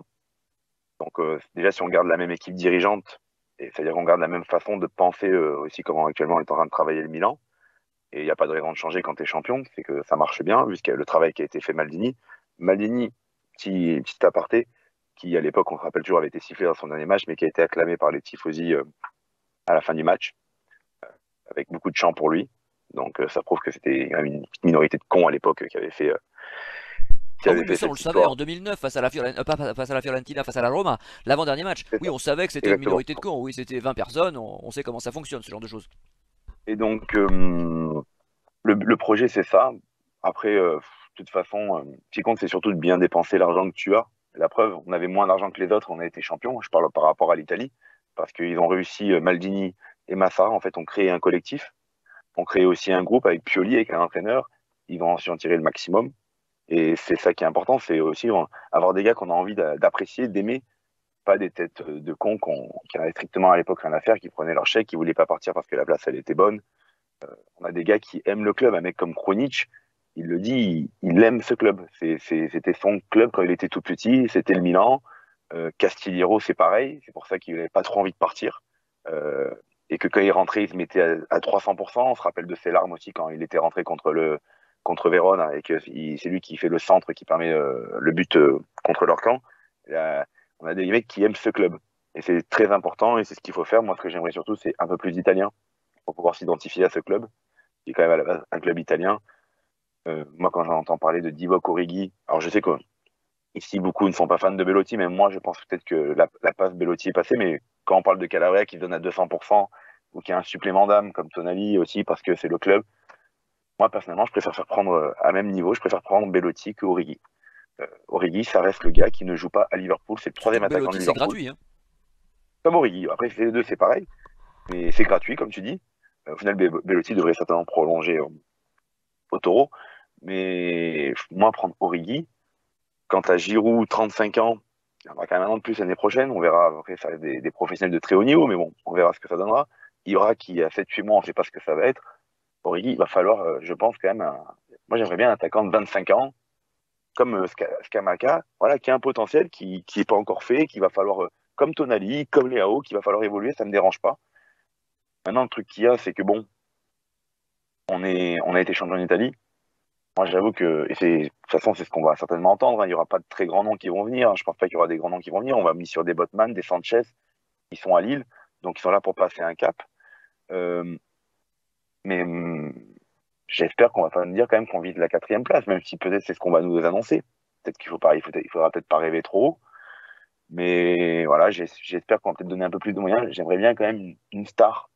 Enfin, peut-être pas une star, mais au moins un joueur qui a 25-26 ans et qui arrive pour vraiment passer le cap, qui va lui permettre de devenir un très grand joueur. J'aimerais bien voir ça, peut-être parce qu'on cherche un ailier droit. Donc peut-être au poste d'ailier droit.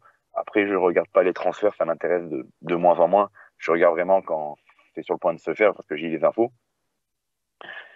Et quoi d'autre en plus c'est tout. Hein. Redbird, voilà, après j'en sais pas plus. Je pense que ce sera comme le fonds Elliott aussi. Le but, et c'est là où il faut quand même le dire, le fonds Elliott, la marque Milan, après, quand Berlusconi, avec Berlusconi, ça a commencé à se dégrader les résultats, puis les Chinois, Milan a énormément perdu en sponsor, en contrat de sponsoring, et c'est vrai que là-dessus, Gazidi, ça fait un travail exceptionnel. Il y a aussi, avec les résultats du club, à retrouver de nouveaux sponsors, ce qui fait que Milan, aujourd'hui, a de moins en moins de dettes, commence à générer de l'argent, et c'est pour ça que les investisseurs aussi arrivent. La marque Milan, aujourd'hui, brille de nouveau, parce qu'on le voit, Milan, il suffit de voir le monde qu'il y avait dehors, c'est un club qui vend, c'est un club où même les supporters dans d'autres pays font la fête quand le Milan est champion, et c'est pas partout qu'on voit ça. Euh, donc bon bref, je pense qu'ils vont continuer sur la même chose. Après on verra ce qu'il y a. Surtout ce qui est important, c'est garder Maldini, Massara, ils connaissent ce club et leur donner quand même de l'argent pour faire les choses comme il faut. Je pense pas que Maldini ira cramer l'argent.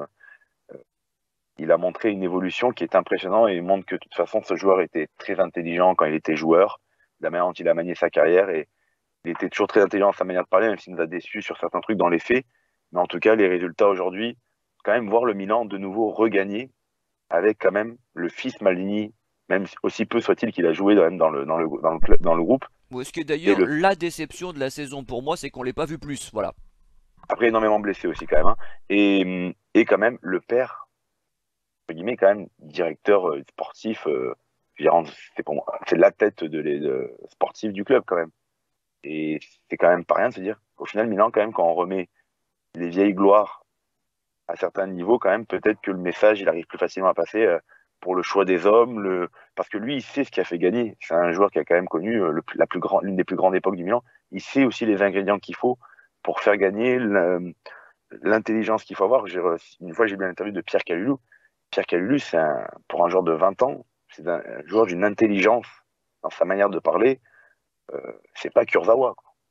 C'est un joueur qui, tactiquement, explique tout ce qu'il a appris à Milan avec Pioli, ce qu'il a expliqué. Et on voit qu'il a la tête, entre guillemets, bien faite. Il est très intelligent, ce garçon. Et c'est pas pour rien. De toute façon, c'est un gars qui fait pas de vagues et qu'on a envie d'apprécier, Pierre Calulu. Et c'est là où Milan était très fort dans le recrutement de ce joueur. Qui, pareil, j'espère, Pierre Calulu, on parle d'une prolongation de contrat, comme Tomori, vont rester. Et très bon choix. Bon, alors en parlant de joueurs italiens, vous m'avez tendu la perche parce que bon, vous savez que mes préoccupations dépassent le court terme et les réjouissances ponctuelles. Hein. J'ai cette pensée au-delà du circonstanciel et du conjoncturel. Je pense football italien en général, sélection incluse. J'oublie pas le 25 mars, hein, ça nous aura marqué. Tu nous l'as dit tout à l'heure, Feli, et c'est vrai, ça aura marqué beaucoup de supporters de l'Italie, du football italien, du Milan, de plein de gens en fait, hein, tout simplement. C'est terrible ce qui s'est passé le 25 mars, c'est un drame pour le football italien. Je pense également pour nos clubs, succès européens, succès internationaux pour notre sélection, et donc forcément, J'ai beau supporter le club et partager évidemment votre enthousiasme du moment, je n'ai pas changé d'avis sur le 2+9 de la saison, au Milan comme chez ses adversaires d'ailleurs, hein, parce que la Juve et l'Inter c'était pas beaucoup mieux. Donc j'assume et je maintiens, quels que soient les résultats, la priorité nationale, l'insistance sur nos jeunes et l'idée d'un Milan plus proche des Milanais, de leur ville, de leur région et de leur nation. C'est mon credo, je le dis depuis 14 ans que j'anime cette émission, mais en réalité bien au-delà, et j'en ai exposé les raisons lors de la 415e au mois d'août, donc nul besoin d'épiloguer, mais si je devais citer des noms, parce qu'il faut citer des noms toujours évidemment, mon idéal ce serait Chiesa, si bien sûr la Juve ne levait pas l'option, je ne sais pas s'ils l'ont fait ou s'ils vont le faire, parce qu'il y a une grosse blessure Chiesa, mais si jamais, par miracle, la Juve ne levait pas l'option, je rêverais qu'on se jetât sur ce joueur, parce que pour moi c'est le meilleur joueur italien, il est trop fort pour le laisser passer, je regrette vraiment qu'on l'ait laissé passer l'année dernière. Et je pense que c'est pas possible, je pense que la Juve va lever l'option, que Chiesa sera turinois, Juventino la saison prochaine. Sinon j'ai parlé beaucoup de Zaniolo ces derniers temps, c'est un vrai talent. Nico tout à l'heure parlait de joueurs à faire grandir, à faire pousser au Milan. Je pense que Zaniolo peut être ce joueur-là. J'ai beaucoup parlé également ces derniers temps de Fratesi qui avait été, mais alors étincelant, beaucoup moins au match retour, mais au match aller il nous avait épaté je dois dire. Et c'est un vrai jeune talent, un vrai grand potentiel. Le truc c'est qu'on recrute tellement milieu de terrain que je sais même pas s'il aurait sa place. Ce serait déjà pas mal si Pobega pouvait avoir du temps de jeu, ce qui va me donner l'occasion de passer la parole à Feli, puisque je sais qu'il compte aussi beaucoup sur lui, mais Feli, bien sûr, tu pourras aborder la question du rachat et puis toutes celles qui te tiennent à cœur en ce qui concerne les perspectives et donc la saison à venir. Juste pour pallier tes doutes rapidement concernant Chiesa, l'option d'achat qu'ils avaient est obligatoire si la Juve se qualifie en Ligue des Champions, ce qui est le cas. Donc, donc c'est foutu alors. Voilà, pas de doute sur le rachat de Chiesa par la Juve, ça c'est qui est certain. Et de toute façon, vu qu'ils vont perdre Dybala, vaut mieux pour eux qu'ils aient Chiesa dans leur effectif parce qu'offensivement, ça risque de pêcher pas mal. Mais même concernant les Italiens, moi je veux pas, on est très enthousiaste dans cette émission-là, donc je veux pas trop ternir ce beau bilan, mais à mon avis, les Italiens à Milan, ça attendra encore un petit peu puisque Elliott a priori continuera, Redbird qui va reprendre le fond Elliott. À mon avis, ce sera grosso modo à peu près la même politique, hein, ce qui n'est pas plus mal d'ailleurs, hein, puisque moi j'avais déploré, je craignais un petit peu qu'avec le rachat par Investcorp, on risquait de casser un peu tout l'équilibre qu'on a construit. Et je trouvais que c'était trop tôt pour faire un rachat où voilà, on chamboulait un peu tout ça. Donc, à mon avis, Redbird va poursuivre cette politique-là. Et les Italiens, notamment Zaniolo, à mon avis, c'est pas possible, puisqu'en fait, quand on remarque un peu les achats que fait Maldini et Massara depuis qu'ils sont en tête, c'est des joueurs qui sont, disons, à une étape en dessous de Zaniolo dans sa carrière. Hein. C'est-à-dire que Zaniolo est déjà quand même un petit peu reconnu sur le plan européen. Mais alors justement, Feli, pardon de te couper, mais c'est le problème. C'est-à-dire qu'on ne s'intéresse pas à Milan, à ces joueurs-là, quand ils sont en dessous du niveau de Zaniolo. On attend souvent pour s'y intéresser qu'ils soient déjà très forts et déjà très médiatisés et déjà très chers. Alors il faudra peut-être qu'on se penche un petit peu sur les U19, sur les U21 qui sont très bons, hein, et qu'on semble ne pas regarder. Alors, ce que tu dis, c'est vrai concernant les joueurs italiens. Mais quand Maldini va chercher Hernandez, quand Maldini va chercher Bennacer, quand Maldini va chercher Raphaël Leao, c'est des joueurs qui sont à des prix abordables, en dessous de 30 millions, et qui sont pas dans l'étape dans leur carrière où ils sont maintenant avec nous. Et quand bien sûr, je parlais des joueurs italiens qui coûtent pas toujours très cher d'ailleurs. Oui, voilà, c'est ça. Tu parlais spécifiquement des joueurs italiens, parce que dans ce cas-là, on est d'accord. Mais parce que quand on regarde un peu les achats que fait le Milan, c'est vraiment des joueurs qui n'ont pas encore explosé complètement, qui sont sur le point de le faire, ou alors qu'ils attendent juste d'être révélés au grand public, comme l'a fait comme Maignan par exemple. Mais c'est vrai qu'on peut déplorer ce manque de perspective italienne dans le club, hormis Tonali, et je crains que ça ne va que dans le mauvais sens, puisque Zaniolo, oui, là, je regarde, j'ai le match en fond là contre Feyenoord en finale de Conference League, il fait un bon match, mais à mon avis, le club ne misera, comme pour Scamacca, à mon avis, c'est déjà trop tard aussi. C'est des joueurs qui coûtent au-delà de 40 millions. Alors au moins, à moins qu'il y ait une ristourne un petit peu comme on l'a fait pour Tonali, ça me paraît très très très compliqué qu'on aille chercher ces joueurs-là. Berardi est pour moi le joueur italien le plus susceptible de rejoindre notre effectif. Premièrement parce qu'il a un petit salaire, étant donné qu'il a jamais joué dans un gros club, et deuxièmement parce que voilà, c'est le genre de joueur qui n'a pas été révélé à un grand public. et qui joue à ce poste clé. Pour moi, le mercato se joue sur le poste d'ailier droit. Parce que tout le reste, moi, on peut me parler de buteur, de milieu, de défenseur. Pour moi, tout est fait. Renato Sanchez, Botman et Origi, selon moi, attendent juste que la finalisation de la vente soit faite pour être officialisée. Donc pour moi, on a ce défenseur central, on a ce milieu de terrain qui va, selon moi, être dans un poste un peu hybride entre milieu offensif et milieu relayeur, à moins qu'on passe carrément en 4-3-3, ce qui ne m'étonnerait pas du tout, vu qu'on l'a plusieurs fois fait cette saison. Et Origi, pour moi, vient remplacer numériquement Zlatan. Zlatan aussi, c'est un autre dossier, mais il a été opéré, il va être out pendant 7-8 mois. Mais selon moi, pour moi, je suis quasiment sûr qu'il va prolonger, malgré tout. Ce qui n'est pas forcément, à mon avis, la meilleure des idées, mais connaissant le bonhomme, connaissant l'effectif, pour moi, c'est quasiment certain qu'il va prolonger. Il n'a pas eu d'adieu, il n'a rien eu de tout ça, donc c'est sûr qu'il va prolonger. Il va être notre troisième buteur cette saison. Alors, on sait que son apport est plutôt dans le vestiaire que sur le terrain, et on l'a vu sur la vidéo qu'a évoqué Nico tout à l'heure. C'est un leader, mais je ne connais pas un footballeur actuel qui a autant de charisme que ce mec-là, et c'est pas étonnant si on a commencé à exploser à partir du moment où il est arrivé. Donc pour moi, à mon avis, il va rester. Franchement, qu'il reste pour 2 millions, pour 3 millions, vu l'importance qu'il y a dans le vestiaire, voilà. En tout cas, c'est pas un problème pour les dirigeants. C'est ça que je veux dire, c'est que tout dépend de Zlatan. Ça a été dit plusieurs fois. Pour les dirigeants, c'est vraiment si Zlatan pense qu'il peut continuer de jouer, alors il va continuer à être dans cet effectif-là. Et à mon avis, ça va être le cas, malgré ce moment où il va être longtemps en dehors des terrains. Donc, pour moi, le buteur de la saison prochaine, ce sera, si ce n'est pas Giroud, ce sera Origi. Et pour moi, Origi, ça peut être un joueur. Alors, certes, c'est pas forcément le nom le plus ronflant, mais concrètement, Maldini n'a jamais recruté un nom ronflant. Mais Origi, ça peut être ce genre de joueur qui peut nous surprendre, à mon avis. Alors, oui, certes, il joue pas beaucoup avec Liverpool, mais à chaque fois qu'il joue, il est bon. Hein, et même contre nous, franchement, il fait deux très gros matchs. Hein. Et en Italie, je pense que c'est le profil de joueur qui peut surprendre, alors même qu'il a fait des prêts pas si dingues, hein, disons-le, en Allemagne. Mais je pense que ce joueur-là peut nous surprendre. Dommage pour Belotti. Moi, j'adore Belotti. Moi, je fais partie des personnes qui aiment bien Belotti. Mais je pense que Belotti est plus âgé. Donc, dans les perspectives de revente, c'est plutôt bouché. Et aussi, Belotti, c'est deux saisons, je dirais pas blanches, mais 2 saisons où il est quand même beaucoup, beaucoup blessé. Et c'est pas forcément en faveur de l'Italien. Donc pour moi, le point d'orgue en fait du mercato se situe sur le poste d'ailier droit. Je ne pense pas qu'il faudra s'attendre à des stars. Alors même si Asensio est le nom qui apparemment plairait le plus à Maldini, mais gros salaire. Est-ce qu'il a envie de partir du Real Madrid? Surtout là avec le non-arrivée de Mbappé, à mon avis, ça me paraît compliqué.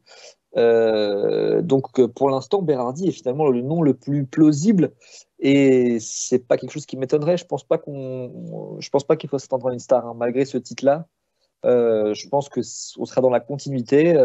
L'effectif sera renforcé déjà avec l'arrivée de Sanchez et Botman et Origi, hein, qui quoi qu'on en dise jouera plus de matchs que Ibra et donc et Pobega. Et bien sûr, Pobega au milieu de terrain et Adli qui vont renforcer ce milieu de terrain-là. Pour moi, quoi qu'il arrive, l'effectif sera renforcé l'année prochaine. Ce sera surtout aussi de regarder ce que font nos concurrents, puisque, quoi qu'on en dise, cette année en Serie A, les concurrents ont été moins forts que précédemment. On pense à l'Inter qui a perdu Lukaku et Hakimi, la Juve qui, depuis le retour d'Allegri, n'est que l'ombre de ce qu'elle a été pendant ces années de gloire. Même si on parle d'un retour de Pogba, pour moi, Dybala était tellement important dans cette Juve en termes de créativité de jeu. Dybala, c'est un joueur, je pense qu'on ne rend pas compte de son impact sur le terrain, tellement il est fort, ce joueur-là. Même s'il a pu être irrégulier, même s'il est souvent blessé.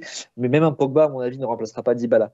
Mais on verra aussi, parce que Sarri a commencé à faire de belles choses avec la Lazio. Moi, j'avais dit que la Roma et la Lazio allaient être renforcées par l'arrivée de Mourinho et Sarri l'année dernière, lors du bilan de fin de saison de l'année dernière. Finalement, ça n'a pas été forcément le cas cette saison. Ils n'ont pas été une menace, en tout cas pour nous. Mais l'année prochaine, ce sera peut-être autre chose. Surtout, moi, je pense notamment à Sarri, qui a souvent besoin, qui je pense aura besoin un peu de temps pour instaurer ses idées. Avoir aussi ses concurrents là. Concernant le poste d'ailier droit, moi, j'aurais juste une volonté, c'est que je pense qu'il nous faut un joueur qui sache tirer les coups de pied arrêtés. Parce que cette année, c'était vraiment un calvaire. Alors, il y a eu des bonnes choses. Tonali, à un moment, il les tirait bien. À un moment, c'était Hernandez. À un moment, même Salemaker, ça commençait à les tirer. Enfin, on n'avait pas de joueur fixe. Alors ça, c'était, disons, le seul point fort de Çalhanoğlu, même si lui aussi était irrégulier au souhait à cet exercice-là. Mais c'est que, voilà, on savait qui allait les tirer. Donc, il y avait une certaine ordre qui était mis en place. Et quand on regarde les buts qu'on a mis la saison dernière, on a beaucoup plus sur coup de pied arrêté. Là, cette saison, on n'en a mis pas beaucoup. Un petit peu en début de saison, je pense à Rebic, je pense à Romagnoli qui a mis quelques buts, mais c'est tout. Et, donc, il nous faut vraiment, je pense, un bon joueur sur les coups de pied arrêtés qui sait tirer que ce soit les corners même, et les coups francs directs, même si cette saison, on a plutôt été en réussite sur ce point-là. Mais au moins les corners et les coups de pied excentrés. Voilà. Parce que je pense qu'on aura un potentiel qu'on n'exploite pas assez là-dessus. D'autant plus l'année prochaine avec un mec comme Botman qui fait 1m95, avec Giroud qui sera toujours là, voilà, avec des joueurs d'une certaine taille. Donc j'espère, moi, tout ce que j'espère, je sais qu'on n'aura pas un gros nom, mais j'espère qu'on aura un nom, un joueur qui saura bien tirer ses coups de pied arrêtés. Moi, si je devrais mettre une pièce maintenant, ce sera soit entre Berardi qui est le choix de Pioli, qui est le choix que vieux Pioli. C'est vraiment le joueur que désire notre entraîneur. Et si c'est pour récompenser un peu tout ce qu'il a fait pour notre club, si on peut lui faire confiance sur ce coup-là et lui donner le joueur qu'il veut depuis un moment, bah pourquoi pas. Après, moi, j'ai des doutes sur Berardi, comme je pense comme à peu près tout le monde. Après, c'est Moi un joueur aussi, oui. qui a oui, voilà, mais c'est un joueur qui a un certain talent. Tout sauf Berardi. Tout sauf Berardi. Mais ça ne m'étonnerait pas, franchement, qu'on aille chercher Berardi, parce que vu les noms du marché, en termes de salaire, franchement, ça ne m'étonnerait pas. Mais il y a un autre nom sur lequel j'aimerais revenir et qui était un peu le nom de l'année dernière, c'était Hakim Ziyech, le joueur de Chelsea, qui pour le coup, lui, est un vrai spécialiste des coups de pied arrêtés, qui n'a pas forcément su trouver sa place à Chelsea, même s'il a eu quelques moments de fulgurance, mais qui, pareil, finalement, il a longtemps été cantonné aux Pays-Bas, même s'il a fait des campagnes de Ligue des Champions extraordinaires, on le sait. Mais quel est son niveau en dehors de l'Ajax? Pour l'instant, on ne le sait pas, vu ces 2 saisons plutôt moyennes à Chelsea. Et quand on regarde un petit peu tous les joueurs qui ont été cette génération dorée de l'Ajax, on pense à De Jong, à Van de Beek, à tous ces joueurs-là qui n'ont finalement pas su exploser. Quel est vraiment le niveau de Ziyech, mais moi ça si je pense un petit peu que la dirigeance, alors c'est pas les noms les plus jeunes, mais quand on regarde un petit peu le marché des éléments, on voit qu'il est assez pauvre finalement, et à mon avis, en termes de faisabilité de joueurs sur le marché et de salaire, c'est pour moi pour l'instant les joueurs qui se rapprochent le plus de ce qu'on pourrait avoir.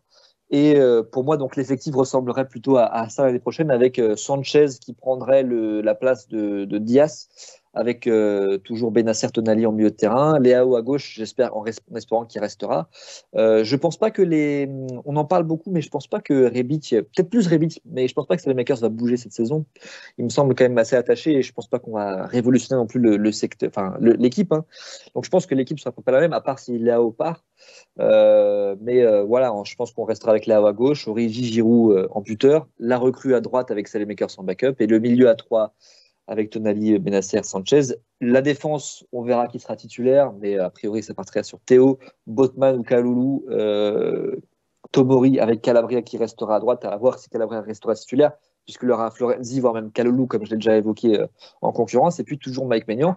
Si on regarde ça, si on prend un peu de recul, et moi je trouve que ce serait quand même une étape de plus qui sera franchie, parce qu'en termes de banc, on aura plus de choses, plus de certitude, disons-le comme ça. Et puis surtout, il y a quelque chose qui a changé aussi. J'ai l'impression que depuis qu'il y a eu cette restructuration de Milanello et du camp d'entraînement, il y a beaucoup moins de blessures. Donc j'espère que ça pourra rester comme ça, parce que ça a été aussi un des facteurs décisifs qui nous a permis d'être champions. Et je crois que Feli a battu la prise de parole la plus longue, le record de l'histoire de Casa Milan. Il faut qu'il prenne un verre d'eau. Ouais, même si c'était très intéressant, je pense que les grandes années Miguel, là, ont trouvé un écho avec Feli. Nico voulait réagir et on passera au mot de la fin juste après. Oui, très rapide. On l'a pas dit, mais à l'époque, quand le fonds Elliott a repris le club, qui aurait imaginé quand même qu'on allait être champion avec eux 2 ans après, quand même. Et il faut leur reconnaître ça. Ils ont restructuré le club, assaini le club et mis des personnes compétentes au club qui nous ont permis d'arriver là. Très bien, nous passons au mot de la fin d'Aristipe.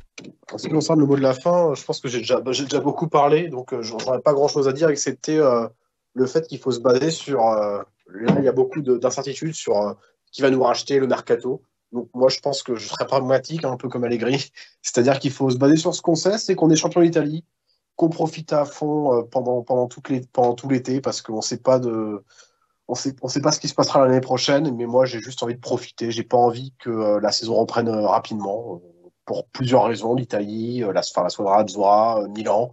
Moi, j'ai juste envie de profiter et je pense que je vais profiter cet été pleinement parce que pour une fois, bah, je suis tellement satisfait de ce qui s'est passé cette année qu'il y a rien il y a rien d'autre qui me faut. Donc, voilà, profitons.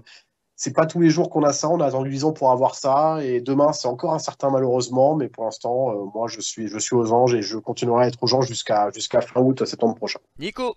Déjà, moi, je voulais remercier notre capitaine qui, franchement, j'espère partira. Comme a dit Feli, il faut tourner une page pour lui.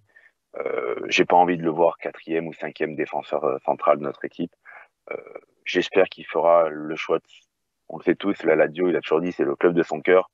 Je me rappelle même qu'une fois qu'il n'avait pas fêté un but avec le Milan contre la Lazio. Aujourd'hui, il n'a plus d'avenir chez nous. La Lazio, Sarri le réclame apparemment en plus. Acerbi va partir. Il a tout pour finir avec cette belle suite de carrière pour lui. De toute façon, il a raté l'étape qui lui permettait de monter plus haut. La Lazio, c'est un cran en dessous que le Milan. Il va peut-être retrouver une équipe aussi qui joue la quatrième, cinquième place, et c'est peut-être ce qu'il lui faut aussi pour lui à la base. Et, et quoi de mieux que de se faire plaisir. Je sais que la parole à la Lazio, il propose un peu moins que le Milan. Normalement, faut mettre. Pour moi, je me mettrais à la place de ces joueurs-là. Jouer dans ton club que tu supportes étant un gamin et en limite pas te promettre, mais tu as quasiment une place de titulaire parce qu'en plus, il y a Luis Felipe qui a signé dans un club en Espagne. J'espère qu'il le fera et en tout cas, merci à lui pour tout ce qu'il a fait, de ne pas avoir quitté le navire à une époque où ça tanguait et qu'il était très bon parce qu'il y a eu des très bonnes périodes avec Romagnoli. Donc voilà, merci à lui et en tout cas, il s'est toujours très bien comporté. Et il est toujours très apprécié quand même, quoi qu'il arrive, par les tifosi. Tout le monde lui souhaite d'aller à la Lazio et de continuer et d'avoir une bonne fin de carrière, enfin une bonne suite de carrière là-bas. Et le mot de la fin, vraiment, pour finir, c'est merci à Donnarumma, merci encore plus à Çalhanoğlu, parce que écœuré comme ils nous ont écœuré à la fin de l'année dernière, on n'aurait jamais pensé, mais Çalhanoğlu, il a donné une saveur particulière à ce Scudetto, en plus de la rivalité que nous avons déjà à la base avec l'Inter, parce que si l'Inter gagnait, c'était leur 20e titre, c'était la deuxième étoile avant nous. Là, au moins, on remet déjà les compteurs à zéro. On est tous à 19. Et tous les deux à 19. Les deux clubs sont à 19. Çalhanoğlu, j'oublierai pas cette déclaration qui était, quand il a signé à l'Inter dans sa présentation, je suis venu ici pour regagner le Scudetto. Alors que le mec venait de terminer quand même deuxième avec nous juste avant. Au final, il termine encore à regarder encore une fois de l'autre côté le champion.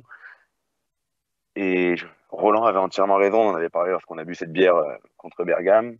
Rien que pour Çalhanoğlu, c'était un truc qui nous faisait un mal au cœur terrible s'il avait pu soulever le trophée. Les larmes de Çalhanoğlu à la fin du match contre la Sampdoria, pour moi, ont une valeur immense. C'est quelque chose qui, malheureusement... je sens le sadisme qui revient chez Nico, c'est bien. On te retrouve, Nico. Ça reste du sport, même si pour moi c'est plus qu'un sport. C'est quand tu vois la passion que les gens y mettent pour que des gens te mettent à chialer dans les tribunes pour du sport, c'est que c'est plus qu'un sport. Mais vu qu'on va rester sur le cadre sportif, voir quelqu'un pleurer parce qu'il a perdu et que toi derrière tu peux fêter la victoire face à ton rival historique et que tu as ce joueur-là qui nous regarde de l'autre côté, le petit message d'Ibrahimovic sur le bus. Enfin voilà, et merci en tout cas aux joueurs à ce qu'ils nous ont donné cette année. Ça a été, franchement, ils nous ont donné enfin de l'émotion. On a revibré devant les matchs. Alors que je me rappelle à une époque, MJ, il fallait les émissions, mais c'était une souffrance. Oh, mais même parfois cette année. Hein. Il y a eu un moment cette année où franchement les matchs, il fallait se les farcir. Hein. Oui, mais nous, on a passé des saisons où franchement, on voyait des matchs. C'était les fins d'émission. On commentait des 3-0 perdus contre Parme, contre Vérone, des situations dramatiques avec des changements d'entraîneur. Ça changeait tous les 6 mois et on mettait Brocchi, on rappelait Sidorf. Enfin, on a tué quelques légendes, hein, Inzaghi. On a fait du mal, on a écorché pas mal de légendes de notre club. Et en tout cas, voilà, merci. On est champion, on va en profiter. Moi, je me fais un plaisir que dès que je vois un gars qui porte le maillot du Milan depuis lundi, de hurler dans ma voiture et de faire des grands signes, même s'il supporte pas le Milan, c'est juste parce qu'il a un maillot. Mais c'est un bonheur ce qu'ils vont nous faire vivre cet été. Je vais peut-être aller au Raduno pour la première fois au mois de juillet. On va essayer de faire ça, bref, que je pense qu'il va y avoir une ambiance de dingue. Avec un t-shirt Casa Milan pour la pub. Hein. Il va falloir faire le t-shirt aussi, hein, MJ. Il va falloir le donner dans ce cas-là. Il va falloir le sponsoriser. On va s'arranger. Mais voilà, mais en tout cas, voilà, merci à eux. Et ce Scudetto, moi, c'est le troisième que je vis en tant que supporter, mais vraiment le deuxième à fond entre 2011 et 2022. On a attendu 11 ans. Mais après, quand on regarde dans l'histoire du Milan, très souvent, c'est arrivé quand même un Scudetto tous les 10 ans, à part dans les années 90 où il y en a eu 5. Entre les années 90 et 2000, il y en a eu 5. Mais sinon, en 2000, il n'y en a eu qu'un, c'était celui de 2004. En 2010 et 2020, il n'y a eu que celui de 2011. Mais en général, il y avait les Coupes d'Europe, quoi qu'il arrive. Milan brillait, était sur la scène internationale. Même si on ne gagnait pas, il y avait des quarts, des demi. Il y avait des matchs à le temps. On jouait la deuxième et la troisième place. Mais de 2010 à 2020, ça a été très, très compliqué. Là, 2022. J'espère en tout cas que pour le prochain titre, on n'attendra pas 11 ans et qu'on aura, quoi qu'il arrive, cette deuxième étoile avant l'Inter qui, pour moi, en tant que tifosi, c'est essentiel de l'avoir avant eux. Après, la prochaine étape, ce sera 30. Donc, il y a du temps. On ne rattrapera jamais la Juve, qui en Italie est à 30, 34 ou 35. Mais en plus, surtout, l'Inter, c'est pour ça que les supporters se foutent de leur gueule en disant quand même, eux, ils ont un Scudetto en carton. Le Scudetto qu'on leur a donné à l'époque quand il y a eu le Calciopoli, qui leur a permis à l'époque de commencer à refaire leur remontée. Donc voilà. Mais en tout cas, merci aux joueurs et putain que c'est bon de faire une émission comme ça après tout ce qu'on a vécu avec ce club. C'est vraiment dingue. Vraiment dingue. Donc merci à vous. C'est marrant parce que pour la 400e, il y a un peu moins d'un an, on se disait qu'on revivrait jamais des émotions pareilles. Alors je sais pas si on peut parler d'émotions identiques parce que finalement rien ne vaut la Ligue des Champions, hein, donc il faudra attendre de retrouver l'Europe réellement pour revivre ça. Mais c'est vrai que ce qu'on vit cette année, c'est quand même sympa. Moi, ce que j'ai vécu également, Aristide était avec nous pour l'Euro, hein, l'été dernier, c'était formidable. Malheureusement, ça a été terni le 25 mars dernier, on sait pourquoi. Juste un petit mot sur Romagnoli parce que c'est vrai, c'est bien d'en parler, j'allais oublier d'en parler finalement, donc je le remercie également parce que ces 4 premières années ont été très bonnes et même parfois excellentes, et tu dis à juste titre qu'il n'aura pas franchi de palier en grande partie à cause des blessures, hein, parce qu'il a quand même été sacrément diminué par cela. S'il avait ne serait-ce que retrouvé son niveau d'avant blessure, son niveau de 2018-2019 notamment, mais on aurait été ravis parce qu'il était très très bon, et le Romagnoli des 4 et surtout de l'année 2, l'année 3, l'année 4 était très très fort et aurait largement sa place dans cette équipe. Malheureusement, ce ne fut pas le cas. On lui souhaite bon vent dans l'acception positive de l'expression, et on donne la parole à Feli pour qu'il mette un terme à cette émission, sans doute pour une intervention d'un quart d'heure d'ailleurs. Non, je vais essayer d'être plus concis. Non, je veux juste qu'on se rende compte un petit peu du travail monstrueux qu'a fait Maldini. Je l'ai déjà dit ici, mais là, avec les départs actés de Kessié et Romagnoli, tous les joueurs de l'effectif, tous, ont été recrutés par sa dirigeance, excepté Calabria, qui est formé au club. Donc, on ne se rend pas compte. Rappelez-vous quand Seedorf était entraîneur, quand il avait dit il faut révolutionner l'effectif parce qu'il est pourri jusqu'à la moelle et que 90% des joueurs n'avaient rien à faire là. Et ben c'est ce qu'ils ont fait, Maldini et Massara, et on peut que les féliciter, même si bon, il y a eu des mercatos un peu moins brillants, mais globalement les choix ont toujours été justes, et ils ont une faculté à repérer des joueurs et à former un groupe qui est franchement fascinante. Quand ils vont chercher un Kier qui est prêté, qui était prêté à l'Atalanta et qui jouait quasiment pas. Quand ils vont chercher un Théo Hernandez, alors qu'on comprend pas, on a déjà Rodriguez qui était pas si mauvais que ça. Enfin, franchement, des fois, ils nous sortent des coups, on comprend pas, et puis c'est des coups de génie, quoi. Donc, on félicite beaucoup Pioli, et à juste titre, parce que je pense que c'est vraiment l'homme clé du Scudetto, mais il faut pas oublier non plus cette dirigeance qui travaille d'ailleurs main dans la main avec les joueurs, avec le coach, et on voit une équipe très soudée. Donc c'est ça qui a fait la différence, je pense. Juste pour un petit mot pour la saison prochaine, j'espère quand même comme on sera chapeau 1, qu'on pourra sortir au moins en 8e pourra sortir de la phase de groupe, quoi. Ça pourrait être sympa. Ça pourrait donner lieu à des rencontres comme d'antan. Et puis voilà, comme l'a dit Aristide, enfin, et comme je l'avais dit lors de la dernière émission contre Sassuolo, profitons parce qu'on ne sait pas quand on gagnera le prochain titre. Donc effectivement, là, ça fait 10 ans qu'on n'avait pas gagné un, enfin, en dehors de la Supercoupe en 2016, mais ça, c'était une parenthèse. Moi-même, j'avais jamais fêté un titre comme celui-là, hein, en dehors de celui de 2011. C'est vrai qu'avant ça, j'étais beaucoup plus jeune. Donc, on ne peut que profiter et espérer qu'il y en aura d'autres. Et voilà, donc un nouveau chapitre de l'histoire du club s'est écrit cette saison. Pas de compétition internationale cet été malheureusement, pas de Coupe du Monde l'an prochain non plus, donc il faudra trouver d'autres motifs de satisfaction avec ce que Roland appelle le pain quotidien qu'est le Milan, qu'on souhaite voir de nouveau briller sur la scène européenne dans quelques mois. Bonne fin de semaine, bel été à tous, rendez-vous à la rentrée, salut!